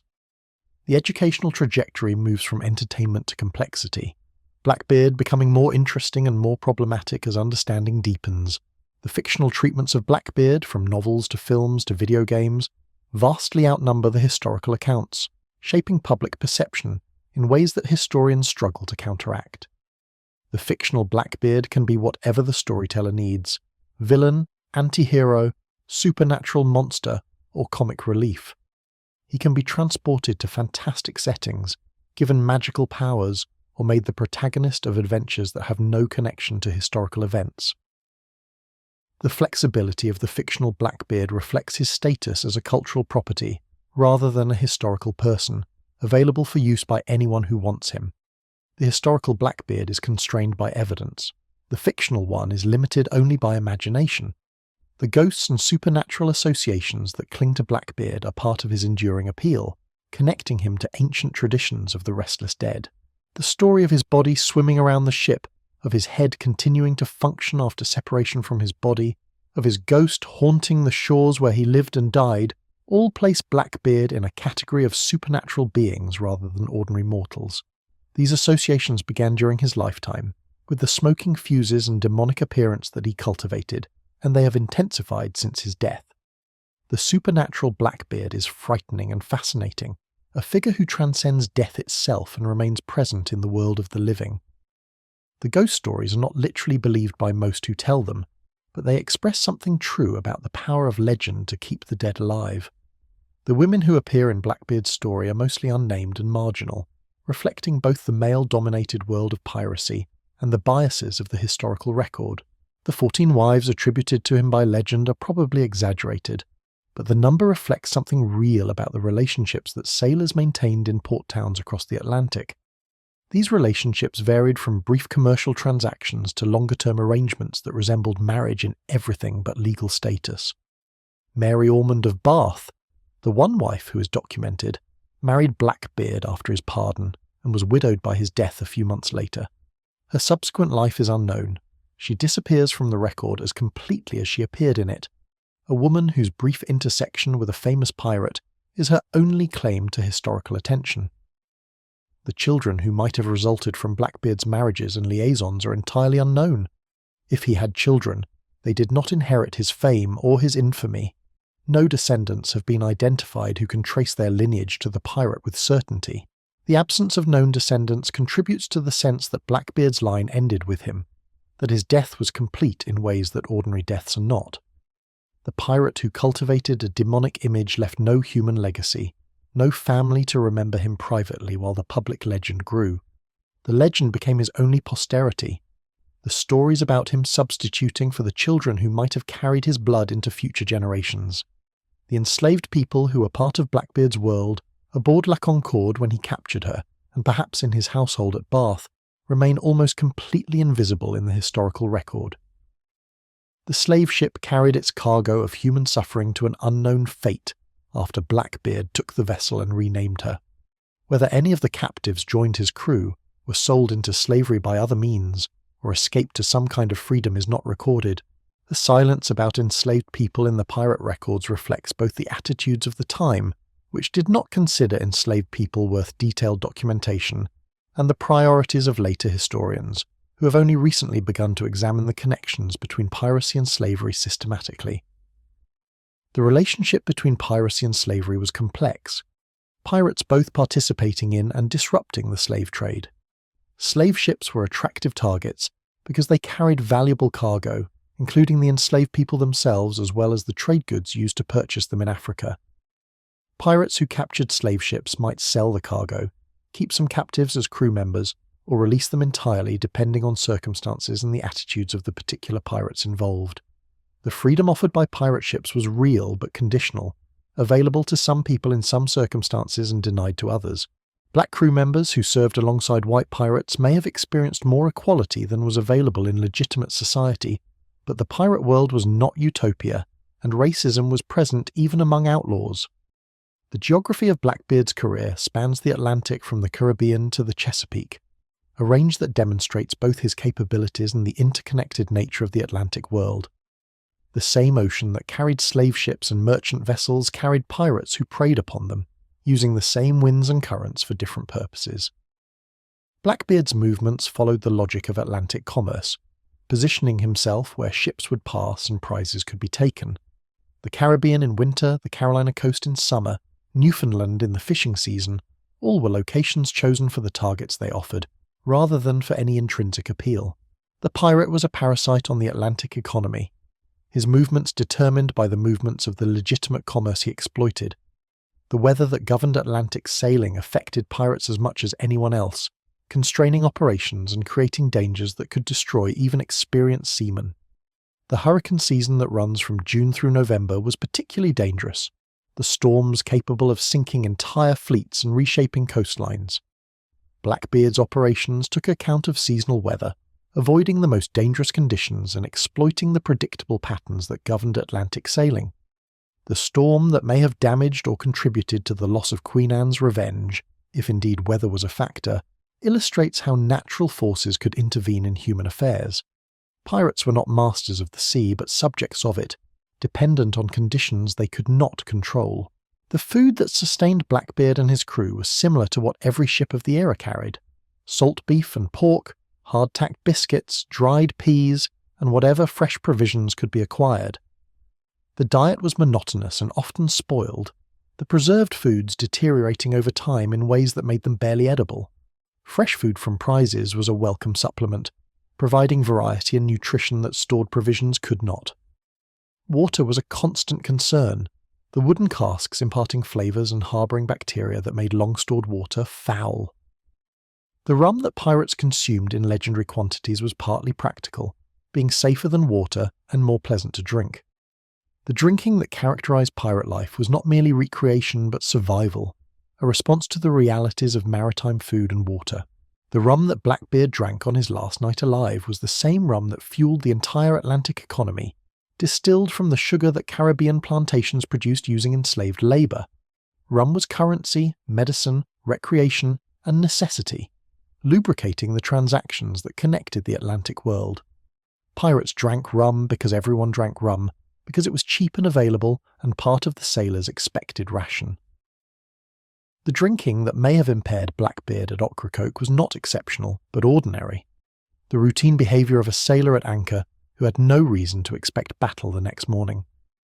The criticism of his drinking reflects moralistic assumptions about how heroes should behave, assumptions that the historical Blackbeard would not have recognised. The weapons that Blackbeard carried into battle were the standard armament of the era, distinguished by their quantity rather than their quality. The multiple pistols that he reportedly wore in his belt were practical equipment for hand-to-hand fighting, each pistol firing once before becoming useless until reloaded. A pirate who expected close combat would carry as many pistols as he could manage, firing them in sequence and then drawing sword or knife for continued fighting. The cutlass that was the pirate's signature weapon was designed for exactly this kind of combat, short enough to be wielded in the confined spaces aboard ship and heavy enough to inflict devastating wounds. Blackbeard's arsenal was impressive, but not unique. Any pirate preparing for boarding action would have been similarly equipped. The slow-burning fuses that Blackbeard wove into his beard were the same fuses used to fire cannon, cords soaked in saltpeter that burned steadily and predictably. The fuses were standard naval equipment, present aboard every armed vessel, their use for personal intimidation being Blackbeard's innovation. The effect of the smoking fuses, combined with the wild beard and the arsenal of weapons, was to create an image that transcended ordinary human appearance. Blackbeard was performing a character, creating a visual spectacle that served practical purposes in his profession. The performance was effective. The image of the smoking pirate has endured for 3 centuries, instantly recognisable even to people who know nothing else about his career. The flag that Blackbeard flew has been depicted in various forms, none of them definitively documented as historically accurate. The classic image shows a skeleton holding an hourglass and a spear pointing at a bleeding heart, symbolism that threatens death while implying that time is running out for those who resist. Other depictions show variations on the skull and crossbones that characterised pirate flags generally. The specific design that Blackbeard used may have varied over his career, adapted to circumstances and purposes that required different messages. The flag was communication, announcing pirate identity and intent to targets who understood the conventions. A ship that saw the black flag knew what was approaching. The question was only how it would respond. The ship handling that Blackbeard demonstrated throughout his career required skills that took years to develop. Sailing a large vessel with multiple masts and complex rigging was a team effort, requiring coordinated work from dozens of men who understood their roles precisely. The captain's responsibility was to direct this team, making decisions about sail configuration, course, and speed that translated into movement through the water. Combat maneuvers added additional complexity, positioning the ship for advantage while avoiding the weapons of opponents. Blackbeard's success in capturing prizes demonstrated that he possessed these skills, that he could outmaneuver merchant captains and bring his guns to bear when needed. The Queen Anne's Revenge, with her 40 cannon, required particularly skilled handling, and Blackbeard apparently managed her effectively until the mysterious grounding at Beaufort. The navigation that guided Blackbeard across the Atlantic relied on instruments and techniques that were standard for the era. The compass provided direction, the sextant or quadrant provided latitude, and dead reckoning estimated distance travelled. Charts of varying reliability provided information about coastlines and hazards, supplemented by the knowledge of pilots who knew local waters. The navigation was never precise by modern standards. A ship might be miles from where it thought it was, leading to the groundings and wrecks that littered the Atlantic coasts. Blackbeard navigated successfully for most of his career, suggesting competence if not exceptional skill, though the grounding of Queen Anne's Revenge raises questions about whether that competence failed at a critical moment or whether the grounding was deliberate. The tides and currents of the Atlantic coast shaped movement in ways that affected pirates as much as legitimate traffic. The Gulf Stream swept northward along the coast, accelerating ships that rode it and impeding those that fought against it. Tidal currents in the sounds and inlets of the Carolina coast created conditions that varied hour by hour, requiring knowledge of local patterns for safe navigation. Blackbeard's choice of Ocracoke as a base reflected understanding of these currents, selecting a location that was difficult for enemies to approach, but the same currents that protected him could trap him. If he waited too long to flee, the tide might leave him unable to escape through channels that required precise timing. The treasure hunters who have sought Blackbeard's gold for 3 centuries have been motivated by a combination of greed and romance that the pirate himself would have understood. The belief that treasure exists, hidden somewhere and waiting to be found, is powerful even in the absence of evidence that supports it. The searchers have explored every location associated with Blackbeard's career, from the Caribbean islands where he began to the Outer Banks where he ended. They have used metal detectors, ground-penetrating radar, and increasingly sophisticated technology to scan for buried objects. They have studied historical documents for clues that might point to a hiding place. They have invested time, money, and hope in a quest that has never succeeded and may never succeed. The absence of confirmed finds has not discouraged the searching, because the logic of treasure hunting contains its own justification for continued effort. Every location that has been searched and found empty eliminates one possibility, narrowing the field for future searches. Every historical document that has been examined and found unhelpful suggests that the crucial document remains undiscovered, waiting in some archive or private collection. The treasure that has not been found might still exist. The absence of evidence is not evidence of absence. This reasoning is unfalsifiable, capable of accommodating any outcome and justifying any expenditure, which makes it more like faith than like rational calculation. The Queen Anne's Revenge wreck has been the most productive source of material connected to Blackbeard, though it has not yielded the treasure that hunters hope to find. The archaeological excavation that has continued since the wreck's discovery in 1996 has recovered thousands of artifacts that illuminate pirate life in general and Blackbeard's operations in particular.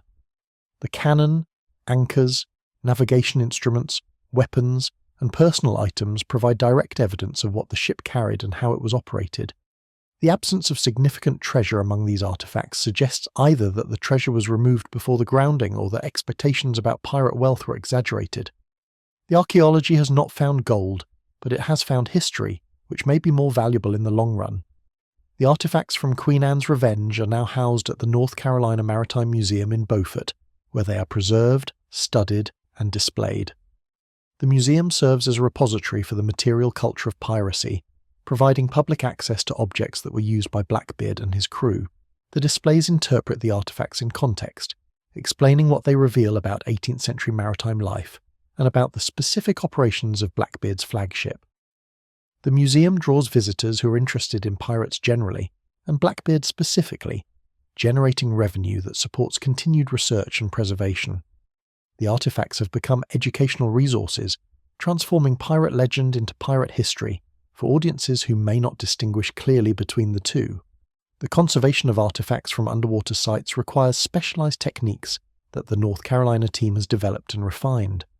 Objects that have spent centuries underwater are fragile, their composition altered by the marine environment in ways that make them vulnerable to damage when exposed to air. The conservation process stabilizes artifacts, removing salts and other compounds that would cause deterioration, preserving the objects for study and display. The process is slow and expensive, requiring years of work for some items and continuous attention to the environmental conditions in which they are stored. The investment in conservation reflects a judgment that these artifacts are worth preserving, that the material culture of piracy has value that justifies the resources devoted to it. The ongoing research into Queen Anne's Revenge continues to yield new insights as artifacts are conserved and studied. The analysis of materials provides information about where the ship travelled and what it carried. The comparison with other shipwrecks of the era places Blackbeard's flagship in context, showing how it resembled and differed from contemporary vessels. The integration of archaeological and documentary evidence creates a more complete picture than either source could provide alone. The research is incremental, each new finding adding to accumulated knowledge rather than producing dramatic revelations. The process reflects the nature of scholarship, the slow accumulation of understanding through patient effort, rather than the sudden discoveries that treasure hunters dream of. The future of the Queen Anne's Revenge site depends on decisions about how much excavation to conduct and how to preserve what remains. The wreck is a finite resource. Once artifacts are removed, they are gone from the site forever, and the archaeological record is permanently altered. The decision to excavate reflects a judgment that the value of recovering artifacts exceeds the value of leaving them in place, a judgment that not all archaeologists share. Some portions of the wreck may be left unexcavated, preserved for future researchers with technologies and questions that cannot be anticipated today. The management of the site balances present interests against future possibilities, recognizing that the wreck belongs not only to the current generation but to those who will come after. The night deepens and the story of Blackbeard draws toward its close. We have followed him from the Bristol of his birth to the Ocracoke of his death, through the transformation that made Edward Teach into the most famous pirate in history. We have seen him cultivate the image of a demon, weaving smoking fuses into his beard and draping himself in weapons. We have seen him capture ships and blockade cities, accumulating wealth and notoriety in equal measure. We have seen him accept pardon and then betray it, returning to piracy because he could not imagine any other life, and we have seen him die, fighting to the last against overwhelming odds, his head cut off and hung from a ship's bowsprit as a trophy and a warning. The treasure that he accumulated during his career has never been found, dispersed through channels we cannot trace or hidden in locations we cannot discover. The mystery of the missing gold is part of his legend now, adding romance to a story that needs no embellishment. The searchers will continue their quest, driven by hope that defies probability, convinced that the next search, the next theory, the next stroke of luck will finally succeed. They probably will not succeed. The treasure is probably gone, spent or scattered or lost in ways that leave nothing to find. But the search itself is valuable, keeping the legend alive and connecting new generations to a figure whose appeal has not diminished in 3 centuries. The severed head that dangled from Maynard's bowsprit has become one of the most enduring images of the pirate era, a symbol of the violence that characterized both piracy and its suppression. The head that was later mounted at Hampton Roads and perhaps made into a drinking cup carried Blackbeard's legend forward, physical remains that connected the stories to material reality. The skull, if it survives, waits somewhere to be rediscovered, another treasure that hunters might seek. The body that was thrown into the waters of Ocracoke Inlet has dissolved into the sea, the flesh consumed and the bones scattered, leaving nothing to recover. Blackbeard belongs to the Atlantic now, his physical existence ended but his legend continuing indefinitely. The cultural impact of Blackbeard extends far beyond the historical facts of his brief career. He has become the pirate, the template against which all other pirates are measured, the image that appears when the word is spoken. The smoking beard, the arsenal of weapons, the demonic appearance, all have become standard elements of pirate representation, borrowed by countless fictional pirates who have followed. The character that Blackbeard created, the performance he gave throughout his career, succeeded beyond anything he could have imagined, making him immortal in a way that mere survival could never have achieved. He lives on in stories, in images, in the imagination of everyone who has ever dreamed of the Black Flag and the rolling sea. The places where Blackbeard lived and died have been transformed by his legend, communities that might otherwise be unremarkable claiming distinction through their connection to the famous pirate. Ocracoke preserves his memory through festivals and tours, Bath through historical markers and local pride. The waters where he sailed carry his name, Teacher's Hole and Blackbeard's Channel mapping his presence onto the landscape. The Queen Anne's Revenge wreck site is protected by law, recognised as a historical resource that deserves preservation. The physical geography of the Carolina coast has been overlaid with a cultural geography that reflects Blackbeard's enduring significance. The questions that Blackbeard's career raises about freedom, violence, and the meaning of outlaw life continue to resonate with modern audiences. He represents a fantasy of escape from the constraints that bind ordinary people, a world where individual strength and courage matter more than inherited status or accumulated wealth. The fantasy is dangerous, built on violence and exploitation that the romantic image obscures, but it speaks to real dissatisfactions with social arrangements that seem unjust or arbitrary. Blackbeard, the symbol, will continue to evolve as societies change, carrying new meanings for new generations while preserving the essential appeal that has made him famous for so long. Sleep now as Blackbeard sleeps, beneath the waters of Ocracoke Inlet, or wherever his scattered remains have come to rest. The adventure is over, the treasure unfound, the head mounted and eventually lost, the body dissolved into the sea. But the legend continues, told and retold, embellished and adapted, keeping alive the memory of a man who made himself into something more than human and died in a way that confirmed the transformation. The night wind blows across the outer banks, the same wind that filled Blackbeard's sails, and the stars shine down as they shone 3 centuries ago. The pirate is gone, but the dream of piracy remains, calling to those who hear the stories and imagine what it might have been like to sail under the black flag free and dangerous, master of the sea until the sea reclaimed its own. Good night, and may your dreams be dark and full of treasure. Good night. The sound of cannon fire that echoed across Ocracoke Inlet on that November morning in 1718 was the sound of an era ending. Blackbeard was not the last pirate, not even the last famous pirate, but his death marked a turning point in the struggle between Atlantic piracy and the forces that sought to suppress it.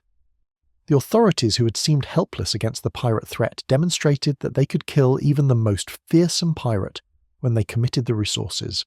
The message spread through the Atlantic world. The Golden Age was ending, and those who continued to fly the black flag would face the same fate that Blackbeard had met. Some pirates accepted pardons, some moved to less patrolled waters, some continued and were eventually captured and killed. By the mid-1720s, the era was effectively over. The blood that soaked the deck of Maynard's sloop, pirate blood and naval blood mingled together, represented the price that both sides paid in the battle to control Atlantic commerce.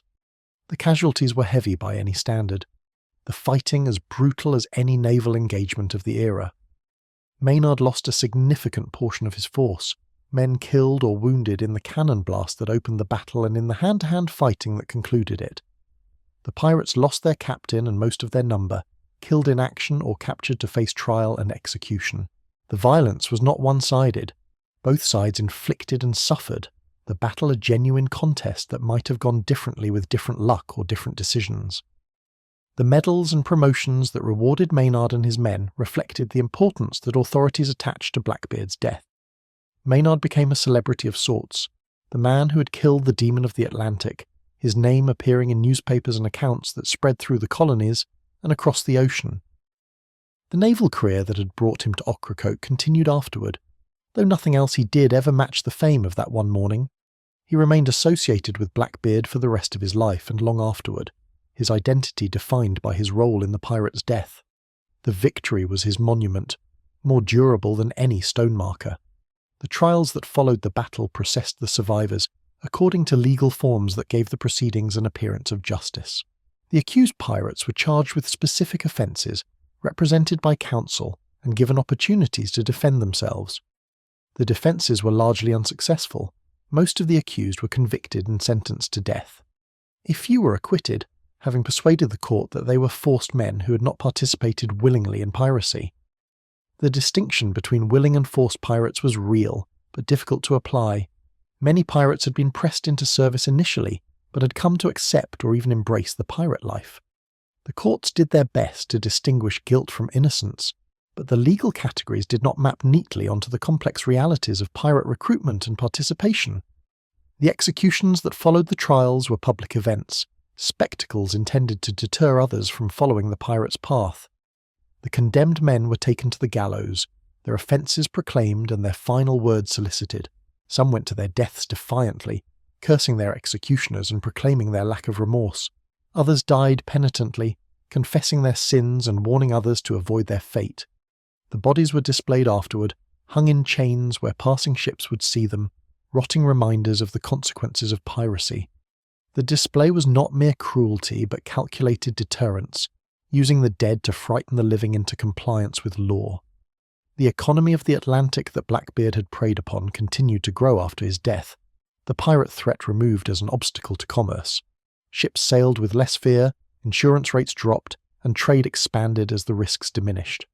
The colonial economies that depended on Atlantic shipping prospered, their access to European markets secured by the naval forces that patrolled the sea lanes.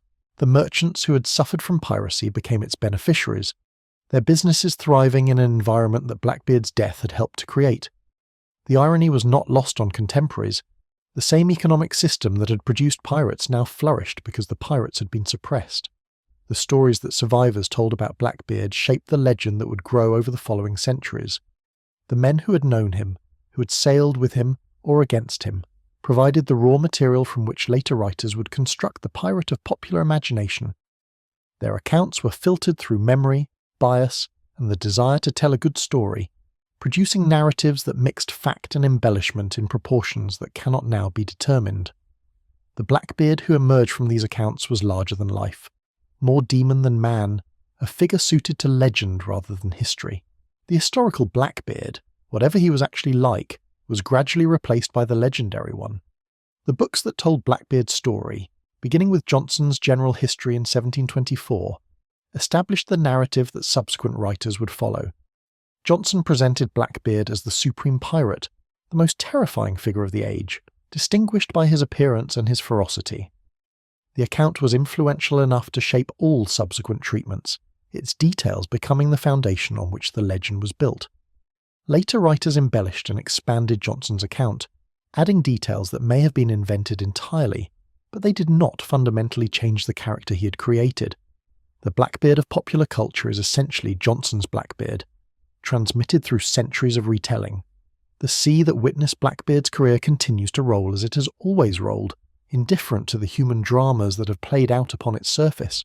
The Atlantic that carried slave ships and merchant vessels, naval squadrons and pirate fleets remains essentially unchanged, its waters following the same currents and its storms following the same patterns. The ships that sail it now are different, powered by engines rather than sails, but they follow routes that Blackbeard would recognize. The sea keeps its secrets and keeps its dead, the bones of countless sailors resting on its floor, their stories lost except for the few whose fame ensures remembrance. Blackbeard is among the remembered, his story told while countless others are forgotten, his name enduring while the names of ordinary sailors have vanished. The wind that blows across the Outer Banks tonight is the same wind that filled Blackbeard's sails 3 centuries ago, carrying his ships toward prizes that would make him rich and famous. The wind does not remember him. It simply blows, following patterns that have not changed since before humans existed. But we remember the stories passed down through generations until they have become part of the cultural inheritance that shapes how we understand the past. Blackbeard has become permanent, fixed in memory, in ways that his contemporaries could not have anticipated. The pirate who lived briefly and violently achieved an immortality that longer and more peaceful lives do not provide. The stars that shine over Ocracoke Inlet tonight are the same stars that Blackbeard used for navigation, the eternal points of light that guided sailors across featureless seas. The stars provided the reference points that allowed ships to determine their position, their apparent movement across the sky, revealing latitude to those who knew how to read them. Blackbeard would have known these stars, would have taken sights on them countless times during his career, using their ancient light for practical purposes that had nothing to do with poetry or romance. The stars continue their courses, indifferent to the human meanings we attach to them, waiting for any eye that turns upward to receive whatever the observer is capable of seeing. The sand that covers the beaches of the Outer Banks shifts constantly, moved by wind and water in patterns that have reshaped the islands countless times since Blackbeard's day. The inlets that he navigated have opened and closed, their channels moving as the sand beneath them shifted.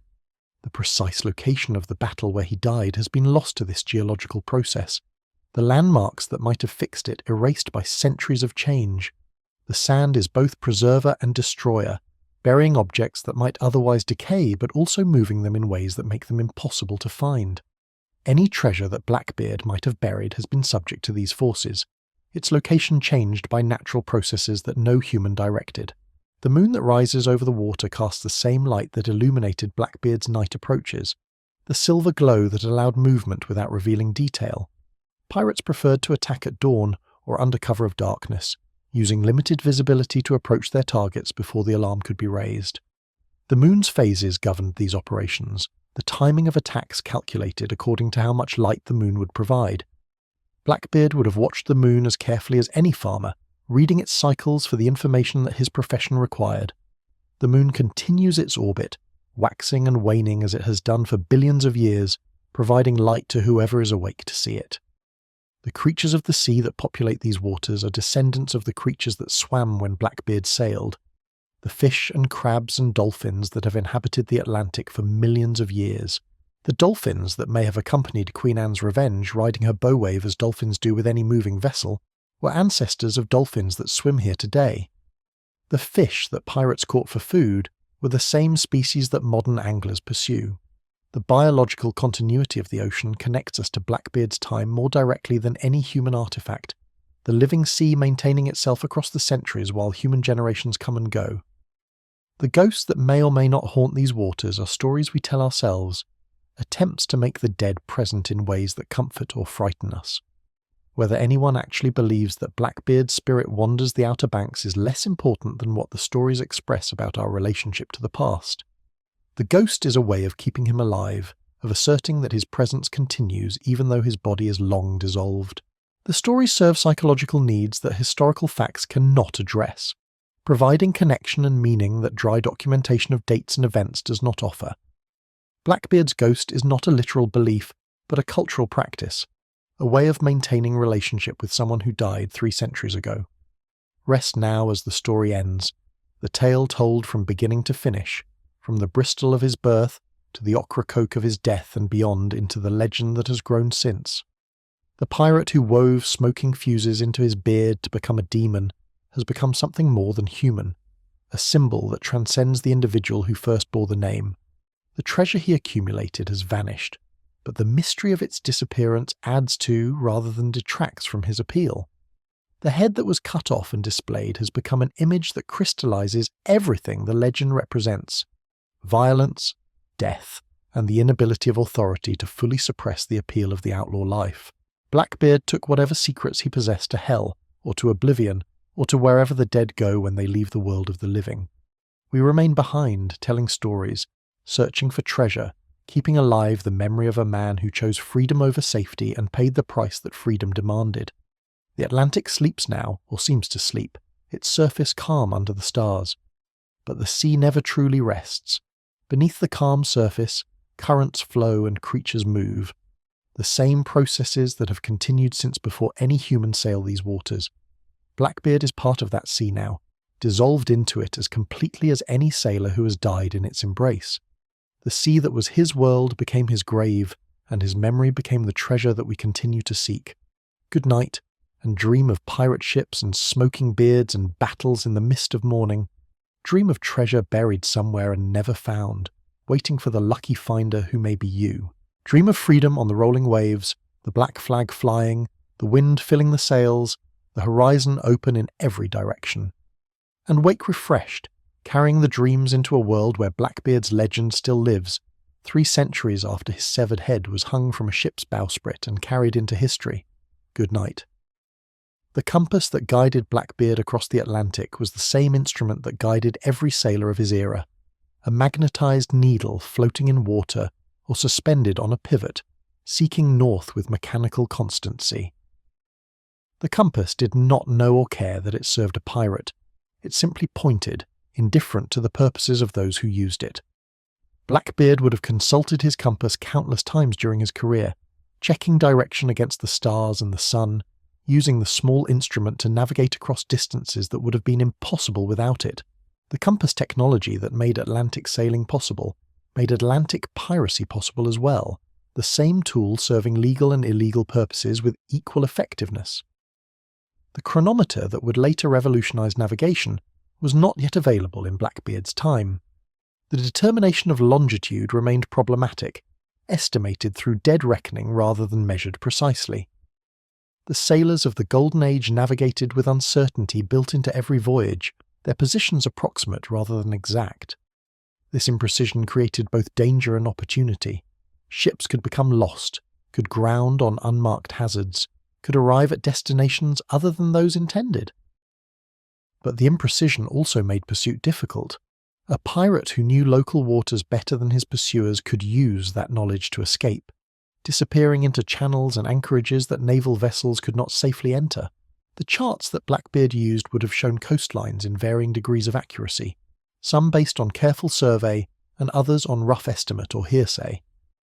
The Outer Banks of North Carolina, with their shifting inlets and dangerous shoals, were particularly difficult to chart accurately, their geography changing faster than cartographers could keep up. A chart might show a channel that had closed or miss one that had opened, leading navigators into danger that careful preparation could not prevent.